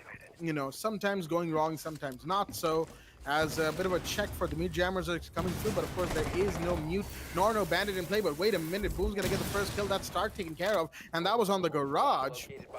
Wamai is down as the Montaigne was trying to push up Gangster Mixer. He will be the Mountain trying to give them a little bit of trouble, but Boom's gone down as well, as that was Dark Lord, the Melusi holding. Garage Stairs will still be a point of contention, mind you, because the Montaigne, you can never quite be too safe against him. But of course, Garage Door is the peak that he needs to watch, but he won't be able to. He gets taken down, and that was from the Montaigne himself, but he was being shot from 3 angles, mind you. As Firefest in the meanwhile finds Fragger, Sergi CT finds Vendetta. That is another one taken care of. It's a 3v2. Now down to the final 2 members of Exotic Esports. Azerate is still alive, mind you. The playmaker from the previous round has impacts and flashbangs, and so many other things are going off. Smokes and the whole like, but the diffuser has to be recovered. Arcus pushes in. He sees the smoke, gets the head. Beautiful shot. And the Montaigne now pushes on to the last man standing. Firefist, who is trying to retreat towards red and is successful at going downstairs. Needed to, of course, in this situation, if he wants to C4 the default plan. Wait a minute, he might just be able to, but the down comes in. Gangster Mixer takes a ton of damage. Wait a minute. Neither of them somehow managing to secure the kill onto the other, as the Valkyrie will just about get away, but the C4 is used up, which means he cannot deny above him, and that will leave him in a very precarious situation. You still have the Montaigne playing around, and there we go. Hipfire on the metal stairs will find Firefist, and that will be the side of ZFC taking another round, their second round this time around, and that will put them on a 2-1 lead going forward into the third round. Ladies and gentlemen, what a round from the side of ZFC. Again, many mistakes were made for sure, but they managed to win it out by taking bodies at the absolute most required of times. You know, more than just once, of course. You know, getting 1 kill like that or 2 won't exactly do you any good, but multiple, that is exactly when things start going well. And at the end of the day, I guess we can all agree that that situation with Firefist and the Montaigne wasn't exactly the most flattering show of either of their skills. But we have the Montaigne being 6 picked out this time into the Ash. Gangster Mixer bringing in the more point operator for himself. G36 in hand. And, you know, given the patch notes for the new season, G36 might just be all the wave, given that it is getting a bit of an improved recoil. So, you know, all of our Ashe and Iana mains can rejoice, although I don't really see Ashe players playing anything other than the R4C. So all of our Iana mains can rejoice. The G36 has better recoil on top of already having good recoil. So, you know, round 4 will now be underway. 2-1 is the score. Hey, once again, I'm not taking away what we got to see from ZFC. It was most definitely a good attack round, but I think the side of Exotic Esports played a little in the panic mode, if you'd ask me, because just as we happen to see the Montaigne being able to take control of Rafters, he was on the site, and once he was on the site, completely given control of the metal stairs and moving downstairs with the Valkyrie, that encounter as well. The Valkyrie looked so shaken, and so did the Wamai. I think Exotic Esports could have gone a little bit, they've been a little bit calmer with that Montaigne. They might have been able to get the better of him. I think they just got too excited and just, like I said, they just panicked. Could have taken that. There we go. Fragger just happening to show us a little bit of that panic mode himself. Does come out with the stun. He is not expecting to throw it in that little area for himself there, but hey, he's throwing in the stuns to make sure there's no ADSs, and there are none of them. Ash charges will come in, but right now I got to see Dark Lord. He's got to make sure he gets this bandit breach done. But wait a minute, we're getting to see this 200 IQ smoke come out from Firefist that is through the wall and is stopping the thermite from going for the breach. Only one canister will get used though. We've still got a Fragger hitting that breach button, and there you go. A huge hole in the wall now exists over the side of Jacuzzi. We'll still be seeing a fight come out from Dark Lord. First and foremost will be, of course, with Archives, excuse me. It's just that Office happens to be a word in Urdu on a general scale, and I happen to get taken there completely sidetracked. But coming back, Archives will be the man on the Zofia, of course. I'll still be looking to see what Dark Lord has to say about this. He's playing in a very precarious position, if you'd ask me. Very exposed from the window, might get taken out at any moment now. But let's see what happens. Gangster Mixter alone on his little adventure over here on the side of CCTV, and he walks away with a very good headshot. Very well done. Vendetta will be the one to fall. Stark still looking to get that refrag, most possibly so, but I think that pre-fire will follow up any moment now. Archives, he's fallen down. I'm not sure what went down, but hey, Stark will be the one to make sure Gangster Mixter goes down. I'll still be looking to see if Archives will get picked up on his feet or not, and I'm not sure if that was an intentional reset. Oh, wait a minute, boom. I think that call-out did come into place from Gangster Mixter. He just died over there in the same exact manner. Stark walks away with another freebie, and that this time around it will be the ace to go down and not your Ash, of course. So now in a 2 versus 4, he did fall down, people, because now we see Fragger going down in the shotgun. Another one comes around. Firefist won't be able to tackle this one yet. The Maverick in a 1 versus 3 essentially, because we do know for a fact that Archives is the one who's fallen down. Won't be able to get back up on his feet. No self-revive on the Zofia anymore. And now he's got to make some plays happen. The Maverick moving around to back and forth, 15 seconds to work with. He won't be able to find one. Oh, he will be. That is, of course, your bandit. He's still got to find Azerate and Stark. But where are these people? Oh, Azerate, he's missed the shots. He's still got the shotgun in hand, though. He won't be able to connect that. What is going on? The Maverick is on this little clutch, which he might just be able to get it. No! No! Just out of bullets at the right time. Or is that the wrong time? So close. The Maverick coming to clutch in that round. Awfully close from ZFC, but at the same time, huge barrage of mistakes from the side of the defense and the offense as well. This was a very weird round. It somehow came out to that little clutch that Sergi CD could have pulled off towards the end of it. He won't be able to. We'll be taking a look at that massacre in the instant replay and heading back to Church and Arsenal room with the scoreline equalized. Let's see what happens. I think massacre might just be an understatement for what we saw in that round, ladies and gentlemen. Yeah, both. Again, we're still not really sure what Akis was going for or why he was absolutely left to bleed out on the floor. Not too sure why ZFC went for that decision regardless. You know, he was never revived at the end of the round. He was just kind of there, existing, I guess. And of course, Exotic Esports, they themselves made their fair share of mistakes, right? I can understand Firefist, the smoke, going down the way he did. Didn't have too much health, and of course, shotguns, especially pump action shotguns, don't exactly have the best rate of fire, if you will. So yeah, going up against Maverick, him losing that gunfight, understandable, you know? But then you had the bandit going down because he didn't expect a pre-fire on that bathroom wall. You had the mute absolutely, I think he, you know, inadvertently ended up painting painting like a halo or a circle around the Maverick instead of actually hitting the Maverick. And it would have very nearly been the clutch as well for Sergi CT, who was the one playing the Maverick in that round, if his pistol still had enough bullets for him to really spray at the castle who was just trying to hide. And even that was a bit of a mistake in that situation. You shouldn't really be trying to hide, especially if you know that Maverick is out of bullets. I mean, his pistol may hit hard, but it is a pistol at the end of the day. And a UMP can certainly go up against it with relative ease. But, you know, it is what it is. Oh, Gangster Mixter.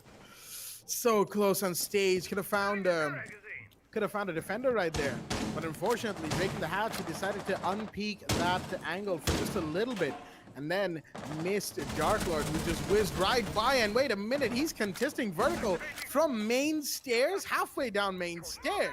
Okay, we see you, Dark Lord. Looks like he wants to make another play at this, but Gangster, of course, is more than careful of his position. The Alibi sees somebody else trying to rotate through, and that's the Thermite, who will do so successful as Vendetta takes a bit of damage, bit of gunfire going onto his body. Meanwhile, hatches are being broken. That's the Thermite using one of his explosive charges. Fragger taking care of that motor hatch, making sure that nobody can get away from his line of sight. And of course, Dark Lord knows this.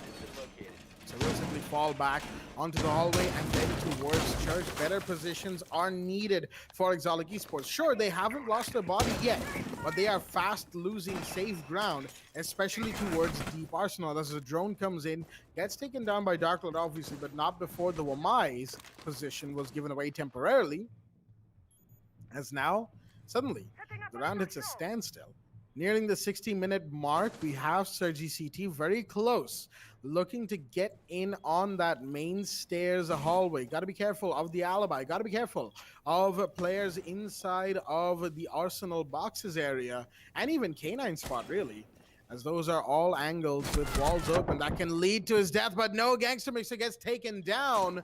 Not killed yet, of course. Dark Lord couldn't quite finish him off, and the revive will come in nice and quickly.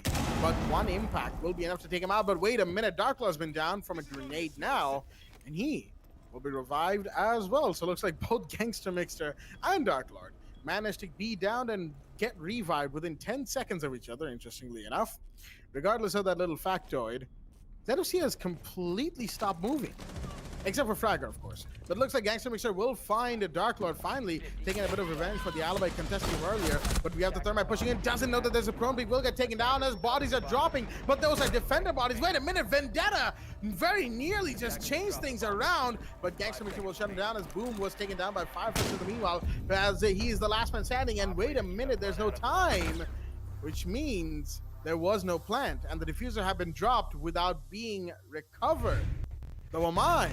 That last kill that I managed to call out before time ran out must have been the one where diffuser was dropped and the buck was simply too far to find the refrag or get the diffuser, which means that the side of the defense, Exotic Esports, will walk away with a successful round on Basement Church once again after a very messy defense. Once again, very messy defense, very messy attack. Seems to be the trend with both of these teams, but of course we'll find out if that will persist as we move into second floor CCTV and cash room for the next round.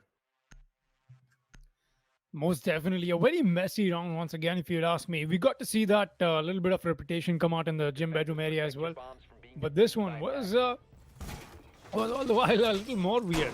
We've gotten to see quite the stuff happen on Clubhouse, but this is turning out to be so many differences thrown in here. Honestly, we're getting to see the denial come out from the side of Exotic Esports, and ZFC are able to get that tackle in done very quickly enough, just out right off the bat in the start. And they're not able to gain momentum. That is what is happening. They're just getting stuck at a position towards the mid round, and they're not able to make their push over from there. And hopefully they won't only stuck in that little position not for long, and we'll be getting to see them make better plays happen. But let's see what will happen as we happen to go again ahead further from here. Firefist. It's a little busy getting his Valkyrie cams thrown out. Meanwhile, Vendetta will make sure he lands his bandit charges down below on the side of the garage walls. We'll still be seeing Sergi CT. Just the players having a little bit of banter in the all chat, just having a little talk over there. Sure, just making sure they're appreciating this moment. They most definitely need it to, because this is the last round happened to come out. Everybody just bottlenecked towards the side of Motto. One single doorway and 4 attackers to make that push from there was not the best of decisions to be made from the side of Zendaya's fan club. As we happen to move ahead from here, hopefully that will change. Almost hitting the 2-minute mark here. Once again, ZFC has come out to be a little bit slower on the side. No breaches happening and no map control taken off so far. And as I speak about it, the main breach at least, will happen. Sergi CD, he's gotten the main wall open, and he's gotten a frag as it is. Dark Lord will be the one to fall. I'm not sure where Dark Lord was trying to run away. With the breach open, I think he was feeling a little too adventurous. And maybe he's just not paid attention that the main wall has been open. We'll see this 1 minute 50-second mark turn into something else with a 4 versus 5, most definitely. So, Boom on the ace. He's come out on this window. I'm not sure if this is the best of positions to be on for the hard breacher. He's got to come out with more than just the breaches. Vendetta will make sure he gets a refrag back into place. Gangster Mixer will be the one to fall. He's got the C4 in hand and could go for the throw if he wants to. He's got to play this right, and he's got to play this a little more intelligently. Picking these fights is exactly what is going to matter. And as we happen to hit the 1 minute mark, I think the showdown is going to happen. I think we're going to get to see this 4 versus 4 turn into a bloodbath. That we will, ladies and gentlemen, as there's the first kill. Vendetta finds Boom and Firefist finds Akif, and there's another one from Azraid onto Fragger as a refrag will come in, but Sergi CT can only find one. A bloodbath it was supposed to be, and a bloodbath it was indeed. Firefist coming in to secure the final kill, putting around one more round in favor of Exolic Esports, who simply take round after round on the defense, finally winning CCTV as well, mind you. You know, they the last two times they went there before that round six, they were losing on CCTV 0-2. Finally taking a round there for themselves will definitely make them feel real good about that three back-to-back round momentum that they have, excuse me, going into attack now on round 7 roll swap, as the six pick will come in from Boom for Exolic Esports, who are now on the defense, out of the Tachanka into Valkyrie. And I mean, we all know at this point Tachanka currently not available in competitive Rainbow Six up until year 6 and the new esports season begins in full swing. There's still a month left, of course, so I think now's the time for all of our teams to start really labbing both Tachanka and Aruni. I feel like, of course, Aruni more so than Tachanka, even in this version of him and his gadget. He's still slightly more situational than most ops, but he's still a good, like paired with Smoke, he's actually pretty good for area denial, if you ask me. But enough about, my favorite operator in the game. Right now, we will move into round 7 with Exolic for 2 up, looking to make this round and the forthcoming rounds their own. As a Zendaya fan club grapples with the situation they have found themselves in. Sure, they are on the excuse me right there. They are on the defense on Clubhouse. That is an advantage for sure. The main issue for them right now is that they are 2 rounds down on a deficit, and they will need to make up that deficit first before they can think about taking the lead. That is exactly what we are about to see from them, an attempt at turning that deficit into an equalized round count situation and then a lead from them. But that requires multiple rounds going their way, and knowing Exolic Esports, they will of course not want that to happen. Excuse me right there. From ZFC's side, as we have plenty of drones coming in, Exolic Esports knowing exactly what they need to do, and of course droning out second floor, knowing that that roam clear is ever so essential for them on the attack, just so that nobody gets any bright ideas about going for, flanks from above. But one thing they will have to watch out for are late flanks, and of course C4s, as Dark Lord just about survives an attempt on his life, which will leave him just ever so lightly scarred. Nothing too bad to really write home about. But the impact tricks are coming out, and another one. Akis takes a bit of damage as well, interestingly enough, and all of that is to try and deny Fire Fist the thermite breach, and it seems like it has been successful.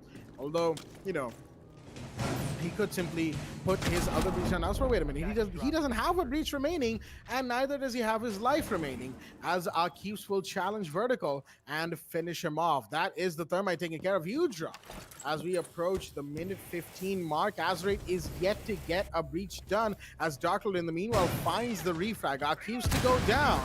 Minute 10, it's a 4v4. Like you said, it's still a 4v4. You've got 60 seconds to run down to. And I think that's exactly what ZFC is putting their minds onto. They'll be looking to make this push happen. Stark already the bottom of the main stairs. He's looking to find some kills, but he's not finding any. Dark Lord lets a nade out. He's not going to be finding anybody either. We've still got another bottleneck happening, and Gangster Mixer takes advantage of it. It will come down to this second half turning out to be quite the turnaround. ZFC might just be able to take advantage of the situation right now. Stark trying to find that one man who kind of slipped away from their roam clear. But right now, Gangster Mixer, he's still alive and still kicking and still killing people. Vendetta goes down, and like I said, ZFC, they're able to pounce back on the side of the defense, and they will be able to most definitely walk away with this round as well. That's what it looks like. As Boom gets another kill, and that's on the Dark Lord. Deagle in hand, you've got the side of Zofia playing in a very bad spot, and Gangster Mixer gets his own triple kill this round. ZFC will make sure they prevail at least for this second half of the first round for sure. But Exolic Esports, they've taken maximum advantage out of the first half for themselves. 4-2 into second half is most definitely a very good advantage that they'll be able to walk away with. We'll be taking a quick look at that in the instant replay and heading back to round 8. CCTV and Cash Room is where we are going to. And if we could take a quick look at the scoreboard, Eisen, thank you. Gangster Mixter with 12 kills. He's come out to be this always this overperformer for his team, if I may say that. He's always been at the top in the double-digit kills already. Nobody else in the lobby has that. Firefist onto the follow up from the opposite side with Vendetta on 7 kills themselves. Rest of them are not exactly having a great day. We'll still be seeing what more can these guys offer as we happen to go ahead into this match and further into this match. 4-3 is a very good scoreline for Exotic Esports to take advantage of and just walk away from here. But they're the ones on attack. They've got to make sure they make these pushes happen properly. They've got to make sure that everything that is coming their way has been accounted for, and everything that they're looking to make push happen has been calculated properly. It's just the way I happen to see this. Exotic Esports, they've most definitely secured a very good first half, but that first half would not matter if you're not able to maintain that score gap into the second one. Hopefully, we'll begin to see more better plays from Exotic as we happen to go ahead with this action phase here onto round 8. Well, we might see some more interesting plays coming out from ZSC. Exotic, of course, will want to make this a 5-3 because they really need some. Excuse me, they really need some rounds right now, as ZSC will have to just come to grips with, again, the fact that they are on the deficit, of course. And in the meanwhile, something's being brought up about a certain someone in the defensive side right there. Apparently there's something to do with the mute, but of course we'll let the admins take care of that as they will. For the time being, round 8 going forward as it should be, at least for the time being. Yeah, nothing too different from either side in the meanwhile. And it looks like they're gonna have to follow what the all chat says in this situation. Akiv's, we're sorry, but it has to be done. There we go. Boom, we'll finish them off nice and quickly. And there we go. The round will move forward as intended, if you will. Again, some issues were there, but we'll just have to take a pause once the round ends and come back with the match again with the errors fixed, if you will. We do apologize for the inconvenience, ladies and gentlemen, in advance at that too. But for the meanwhile, we have the main breach coming in as Exotic will just take that main CC wall, check that off their list of things to do in this round. As the main angle has been opened up, Firefist in the meanwhile, of course, still has both of his breaches. Could use them on the garage wall. Of course, he will have to deal with the meat jammers first and foremost. And I think that might just have been the signal, or it could have been a... excuse me, their breach on the other side. Nope, Stark definitely helping the Thermite in this situation as Gangster Mixer is going all the way down to the basement. Interesting decision from him right there, as we're now at the minute 15 mark of the round. The Melusi just slowly coming up, and Vendetta, excuse me, has to be so careful here, but he won't be. He's going to get taken down instead, as the down will come in onto Sergi CT. Push is coming in. Is Fragger aware? Yes, he is. He'll take the kill as Gangster Mixer goes down to Firefist. In the meanwhile, the flank from the Melusi not working out. Firefist confirms onto Sergi CT as well, leaving Fragger and Boom, the last two standing. One towards Cash and one on Red Hallway. They both have to be very careful and have to play this really, really well right now. It's a 2v3 after all, and Exotic Esports are not afraid to push into sight in this situation. That's what they're looking to do. As Firefist holds the angle while the push comes in, the Ash, well, actually, Azra, the Maverick will need to come in. He's the one with the diffuser, and he will. Covers there from Firefist, who takes a triple, and now he can find this quad if he sees the smoke. Yes, he does. Fragger will fall, and Exotic Esports will take round 8, ladies and gentlemen, as they will put themselves back into a 2-round lead by winning second floor CCTV. And we will, like I said, be taking a little pause just to make sure that Akif can take care of that little problem that denied him play in that last round. There we go. Leave the lobby nice and quickly and come back. Of course, you can leave the lobby and reconnect to it so long as you don't abandon the match. So long as he hasn't accidentally pressed that button, we should be all fine and dandy to proceed from this very point in, if you will. So going to make sure that everything is set before we do, of course. And this actually, a little pause, if you will, gives us plenty of time to talk about what we have seen so far. And primarily, it's been a messy match. I think neither of us can disagree on that fact. It has been a... excuse me right there.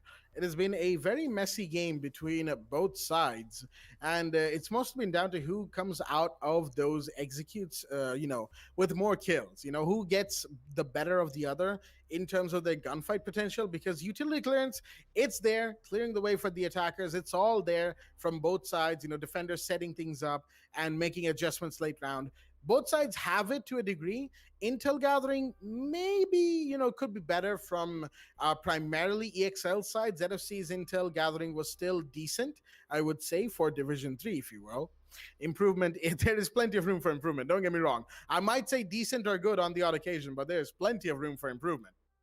But it's the gunfights. Both sides select the way they select gunfights. Even it's not just about gunfight potential. Both teams taking these gunfights the way that they do is it's a coin toss at every single round. They're either going to win the gunfight or they're not. And sometimes ZFC loses, sometimes EXL loses, and we don't really know how to make head or tails of that, if you will. Excuse me out there.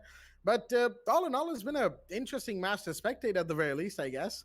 When it comes to Div 3, some matches can be really good. For instance, yesterday's match that we saw from D3 Space. But other matches can be not so, super exciting. They're more on the standard end like this one is, with a little bit of random messiness involved. And looks like Akib says rejoin the lobby, but the side of ZFC are not ready, ladies and gentlemen. So we're just waiting on that ready confirmation to come in from their side before we go live with the match. Excuse me there. Before we go live with the match, of course, once again. And there we go. Ready confirmation from Gangster Mixter. So looks like we will be resuming. EXL have also given us their ready confirmation. So with that, ladies and gentlemen, round 9 will be the round where we come back from onto this match. 5-3 is the scoreline. Second for CCTV and Cash Room, the site of choice. And the 9th round is underway. Well, will be once the 6-pick phase ends. And you get the point. Well, taking off of that beat a little bit into the serious note, very well played by Firefist, if you'd ask me. The Thermite coming out to save his team and Exotic Esports getting that advantage taken away from themselves. Honestly, that was very well played by him. Not only did he give so much more support to his teammates and rest of the support that came out, of course, with him being the Thermite, but I think what we got to see him is with those frags coming out towards the end while the plant was going down. That was just beautiful and very well executed. That does not go unnoticed, especially not while we're here. But wait a minute. I think had a little bit of a difficulty here with my equipment. Is just solving that quickly enough. There we go. I hope.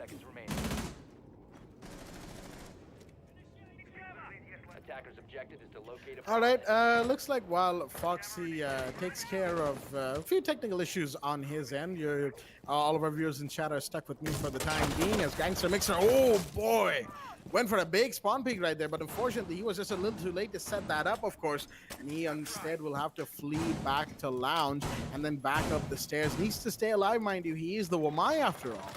And that means if he gets taken down, things will not look too good for the side of the defense. ZFC need that man alive as they need the rest of their team alive as well. Exotic Esports just trying to see what they can get away with. Gangster Mixer, there we go. A play comes in finally from him, and he will take down the Maverick while catching him red-handed, attempting to go for that breach that he wanted to so badly. Selma's going out, but there was the mute jammer stopping the ace. It won't. The impacts will come in. Will that deny? Seems like it has, which is going to be huge. Again, just forced to waste so much utility on that main CC wall, but the thermite boost will go off on the garage wall in the meanwhile, as a line of sight is all that Exotic Esports gets on that main CCTV wall. Going into round 9, the farther part of round 9, if you will.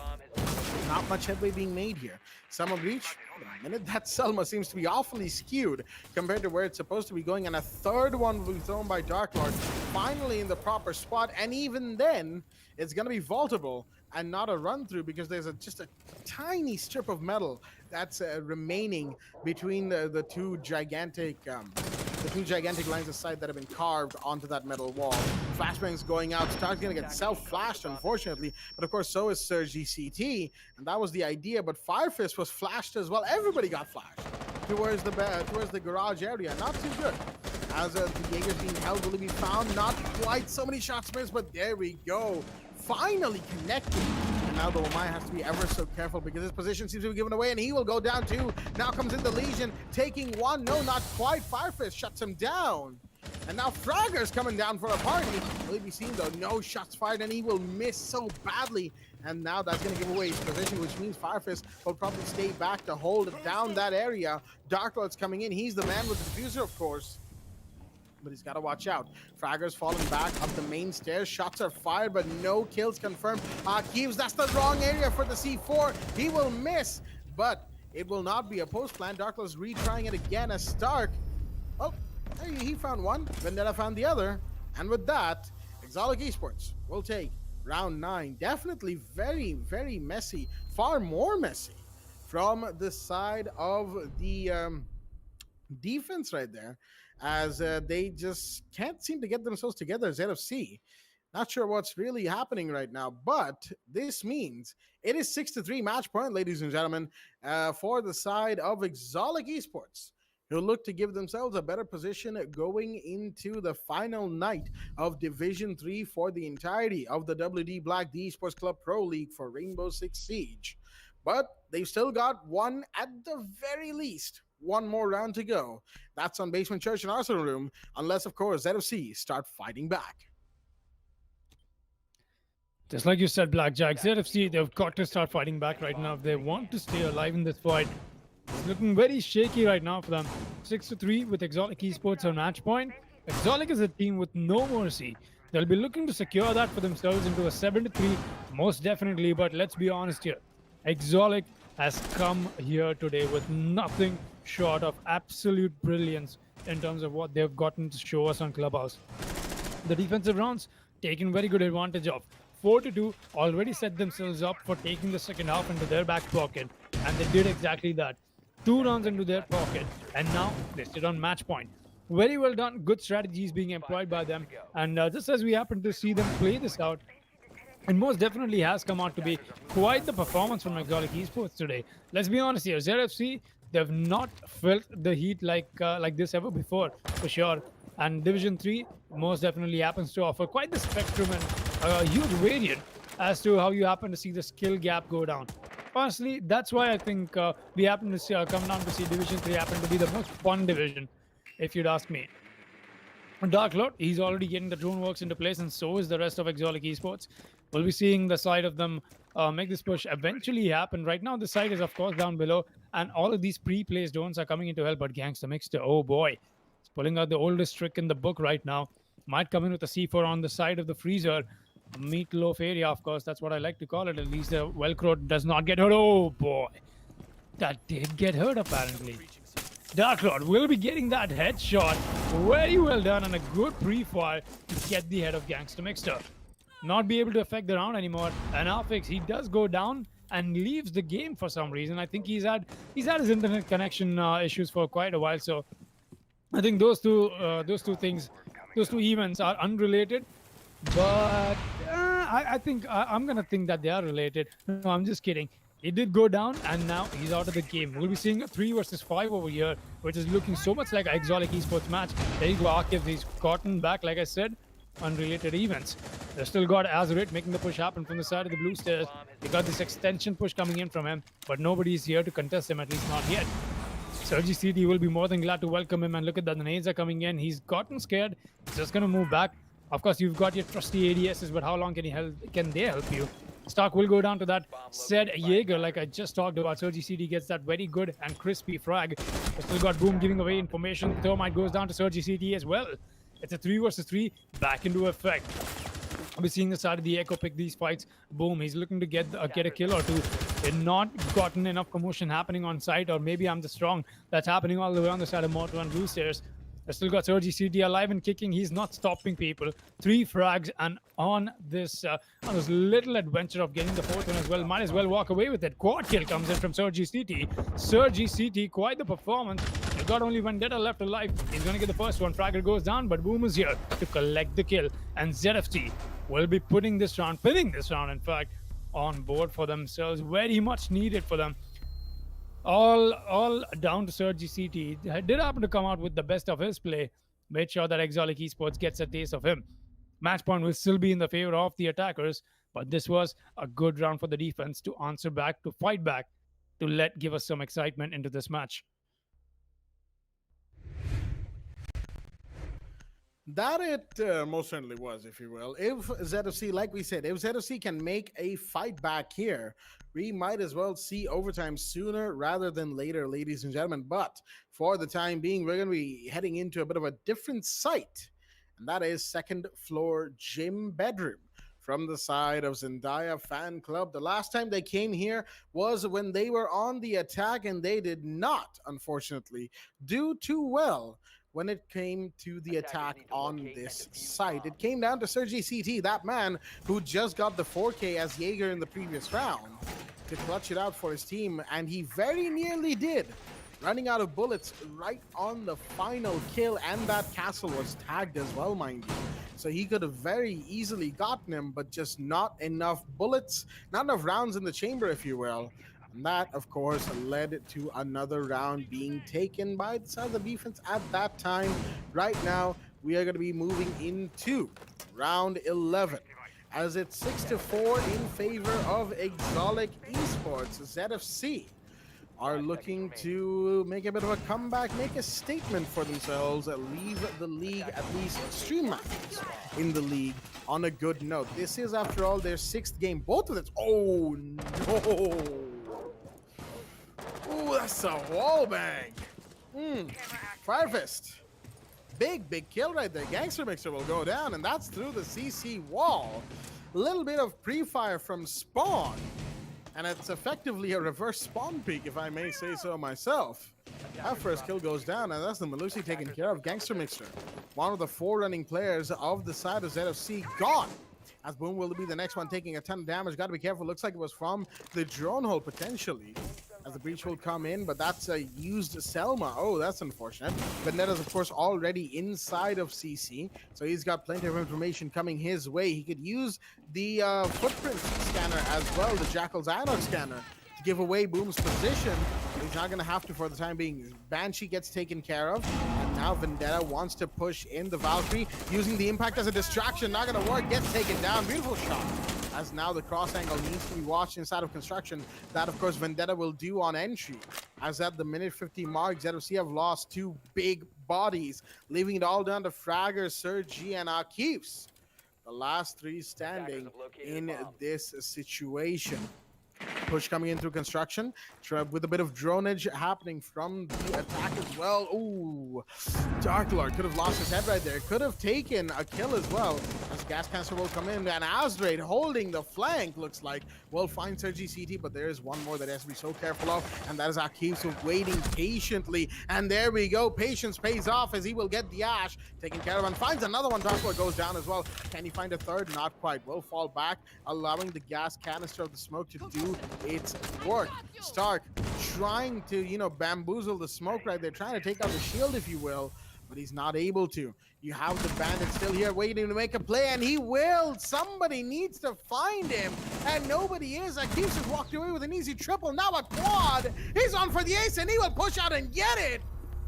Somehow, from all in that rotate of Secret Stash, he will get 5 kills. Completely shutting down the side of Exolic Esports, and this is exactly what I was talking about. Intel and coordination was not there from Exolic Esports. They did not, unfortunately, make any good play after putting it in a 2v5. All of it that the Bandit got away with can pretty much be acquainted to somehow them not pushing Secret Stash. Everybody was focused on the smoke. Everybody. Every single person in Exolic Esports in that situation focused on smoke. And Bandit just gets freebie after freebie after freebie. I don't know what happened, but it's a round of ones, ladies and gentlemen. And I think I'll let Fox explain why it's the round of ones.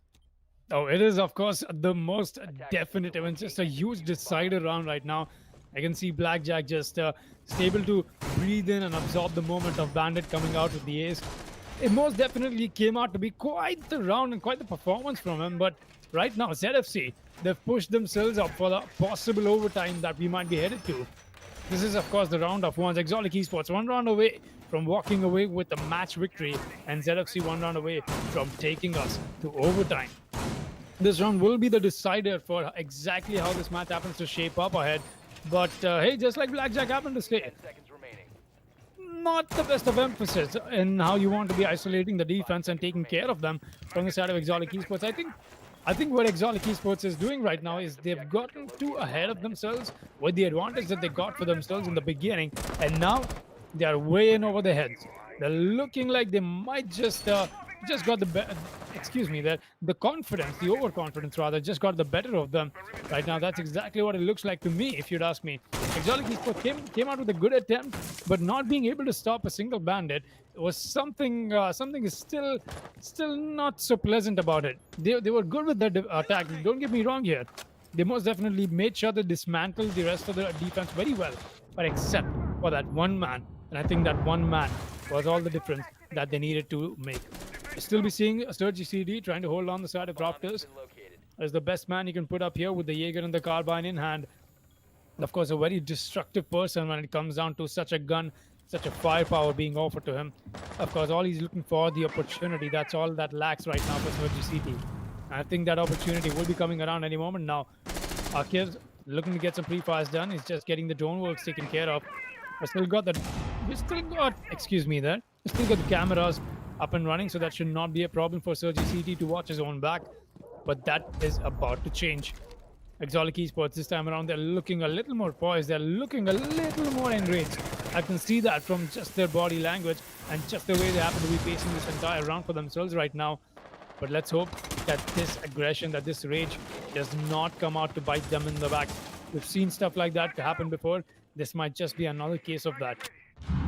Akiv's looking to see if the Zofia is going to make that push towards him or not. Vendetta is still got to make this push happen. We're hitting the 1 minute mark. No lives lost, no bodies found yet. It most definitely will be a bloodbath from over here.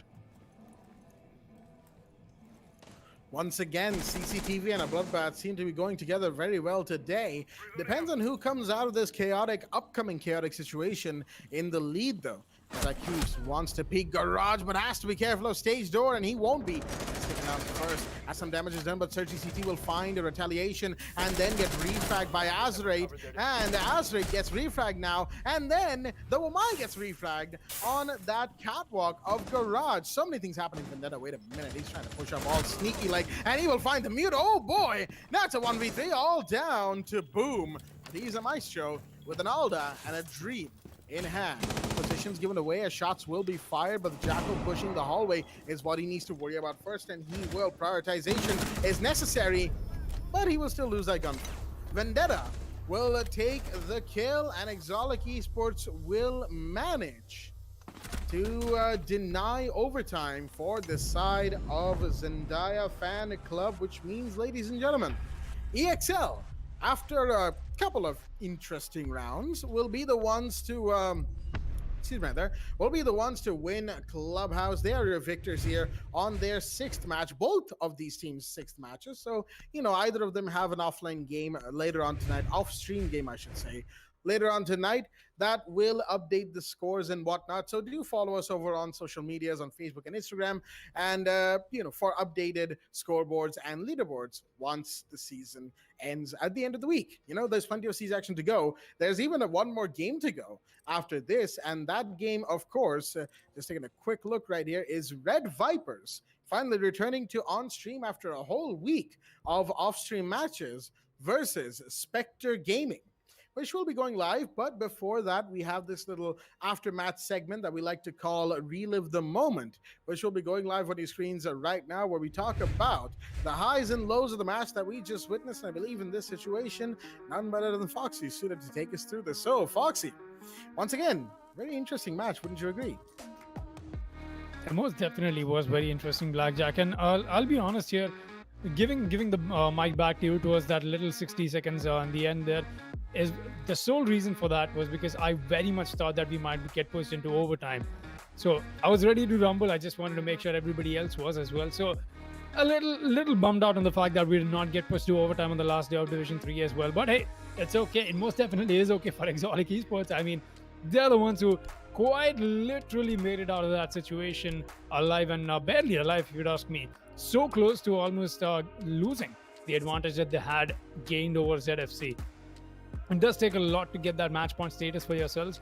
So much work that they most definitely put into the first half, And moments like these, I'm not sure what happened to all of these defenders trying to get the better of Maverick. Is somehow Sergi CV came out to be the better gunner than them. Just not enough bullets. It would have been a very different outcome if we just saw the castle come out with a fight first, foremost with the Maverick over there. What on a what if situation? What if that pistol did connect onto the castle's head? It would have been such a huge embarrassment, and Vendetta would walk away with moments like these through the chair, getting that double kill, triple kill, in fact, for himself. I still be seeing Gangsta Mixter come out with a very good performance in his own right today, most definitely so. He came out to his solo performance very well, but not good or not great performance from his team all in all. Zendaya fan club most definitely came out a little bit on that lackluster moment for me, if you'd ask me. At least in terms of how exactly we see them play this out. EXL most definitely was the better team today. Exotic Esports, they had their rusty moments. Let's be honest here. Not taking that away from them. Most definitely cannot as well. We saw that firsthand. But they most definitely will be the ones that played a little bit better than ZFC. And I think that is what is putting them in this very good situation for themselves. Exotic Esports, very well played. Could have had a better round count, most definitely. So I think they got a little too ahead of themselves. Hopefully, if we do happen to catch a little chat after this match with the players, you might be able to get that information from them. But then again, a win is a win, and nobody can take that away from you. Very well done by Exotic Esports. We might just get to see more of this stuff come out from them, and more of this stuff come out from ZFC as well. All in all, it is, of course, the end of Division 3, but not the end of these teams for sure.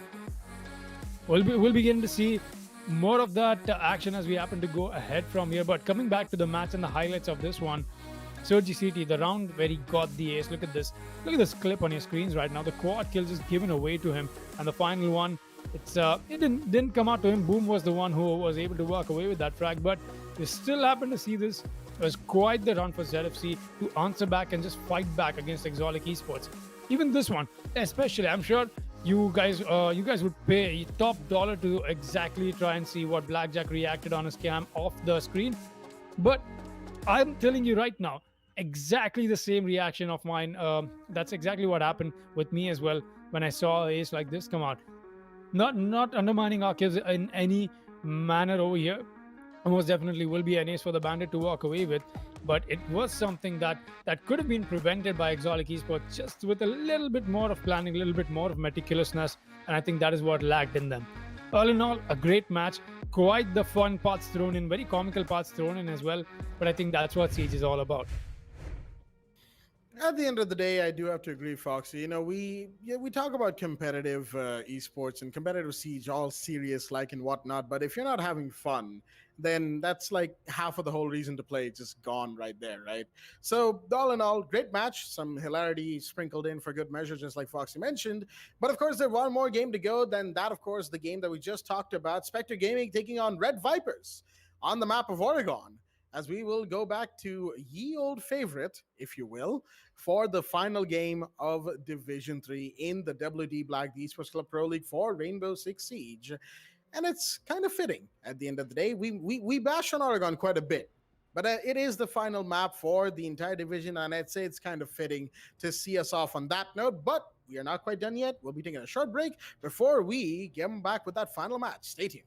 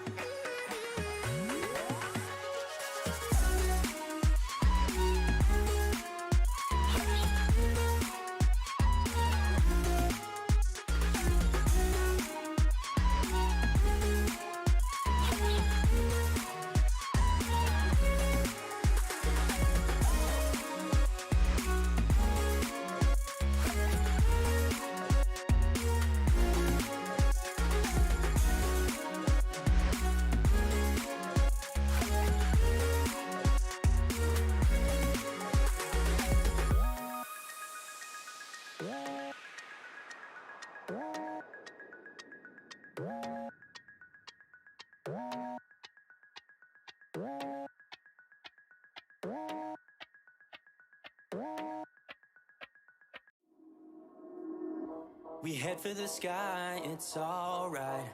Our wings wouldn't fly, it's alright. If we are crashing down again, pieces of love, it's alright. Scattered in mud, it's alright. You're giving me a lie again. And tell me what you want, this time I won't take it to the heart. Cause I know we won't make it out, I've heard it all before. Yeah, tell me what you want, let me hear that I'm the only one. You know that we won't make it out, we've heard it all before. It's alright. It's alright.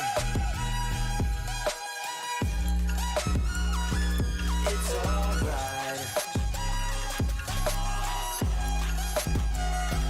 It's alright.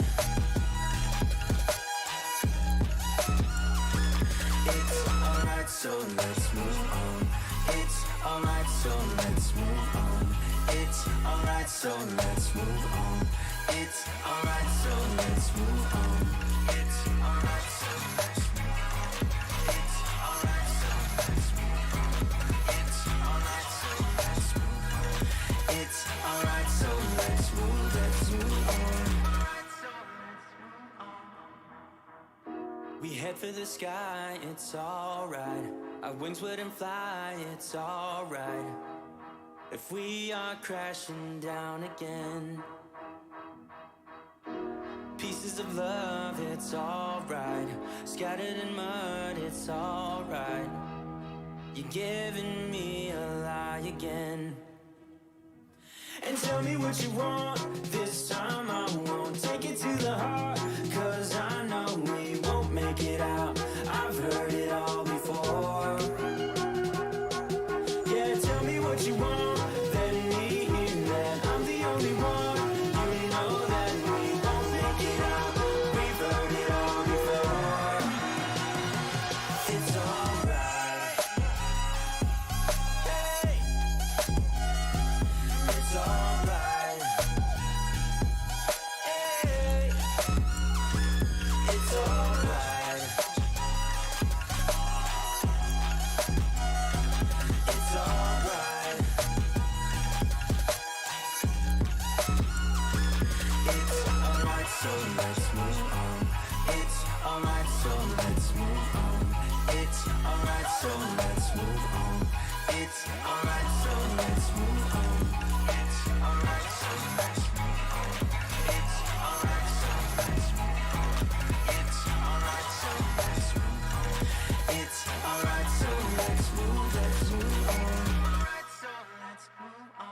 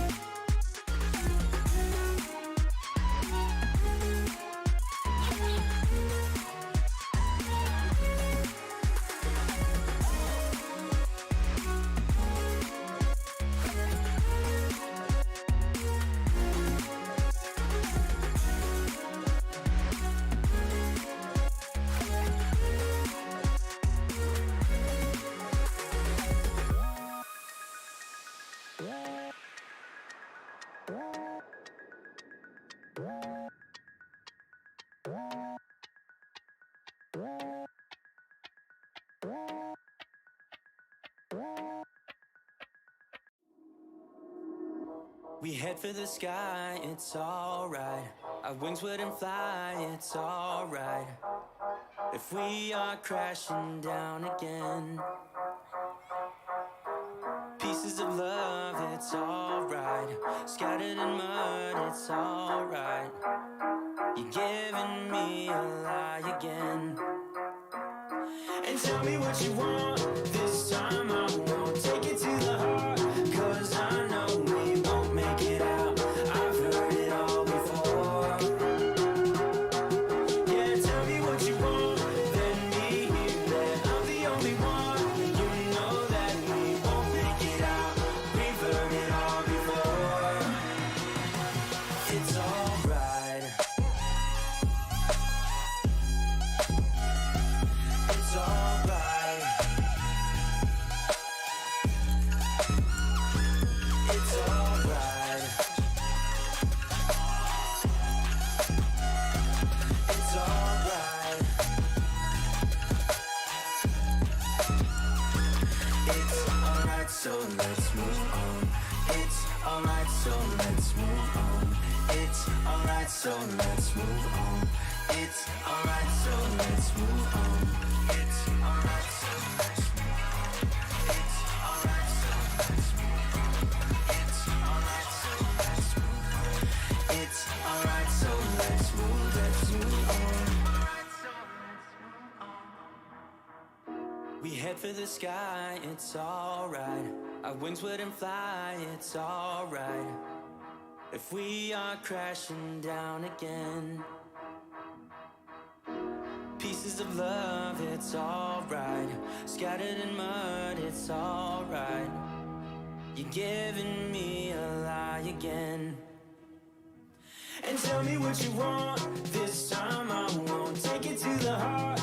Cause I know we won't make it out. I've heard it all before. Yeah, tell me what you want, let me hear that I'm the only one. You know that we won't make it out. We've heard it all before. It's alright. Hey. It's alright. Hey. It's alright. It's alright. It's alright, so let's move on. It's alright, so let's move on. It's alright, so let's move on. It's alright, so let's move on. It's alright, so let's move on. It's alright, so let's move on. It's alright, so let's move on. It's alright, so let's move on. Alright, so let's move on.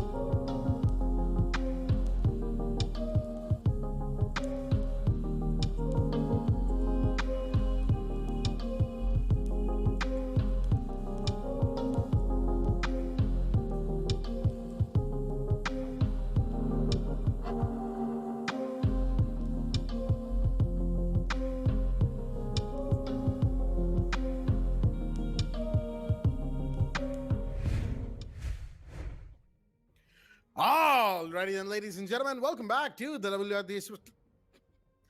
Wow, I started hard right there. All right, interesting. Anyway, welcome back to the WD Black the Esports Club Pro League for Rainbow Six Siege, supported by Ubisoft and our broadcast partner Booyah. Of course, I'm your host Blackjack. Joining me is my co-host Foxtrot, but unfortunately not for too long, because unfortunately the match between Red Vipers and Spectre Gaming was supposed to go live, but Spectre Gaming is facing a bit of an unavailability of players issue.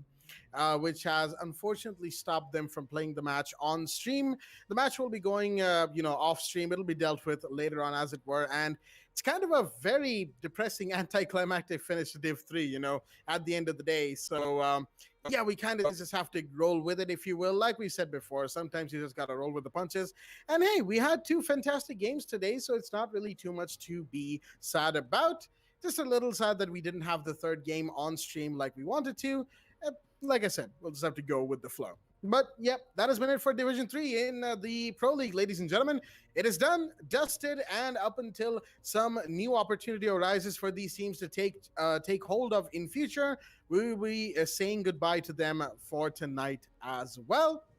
And we'll be resuming tomorrow with Division 2.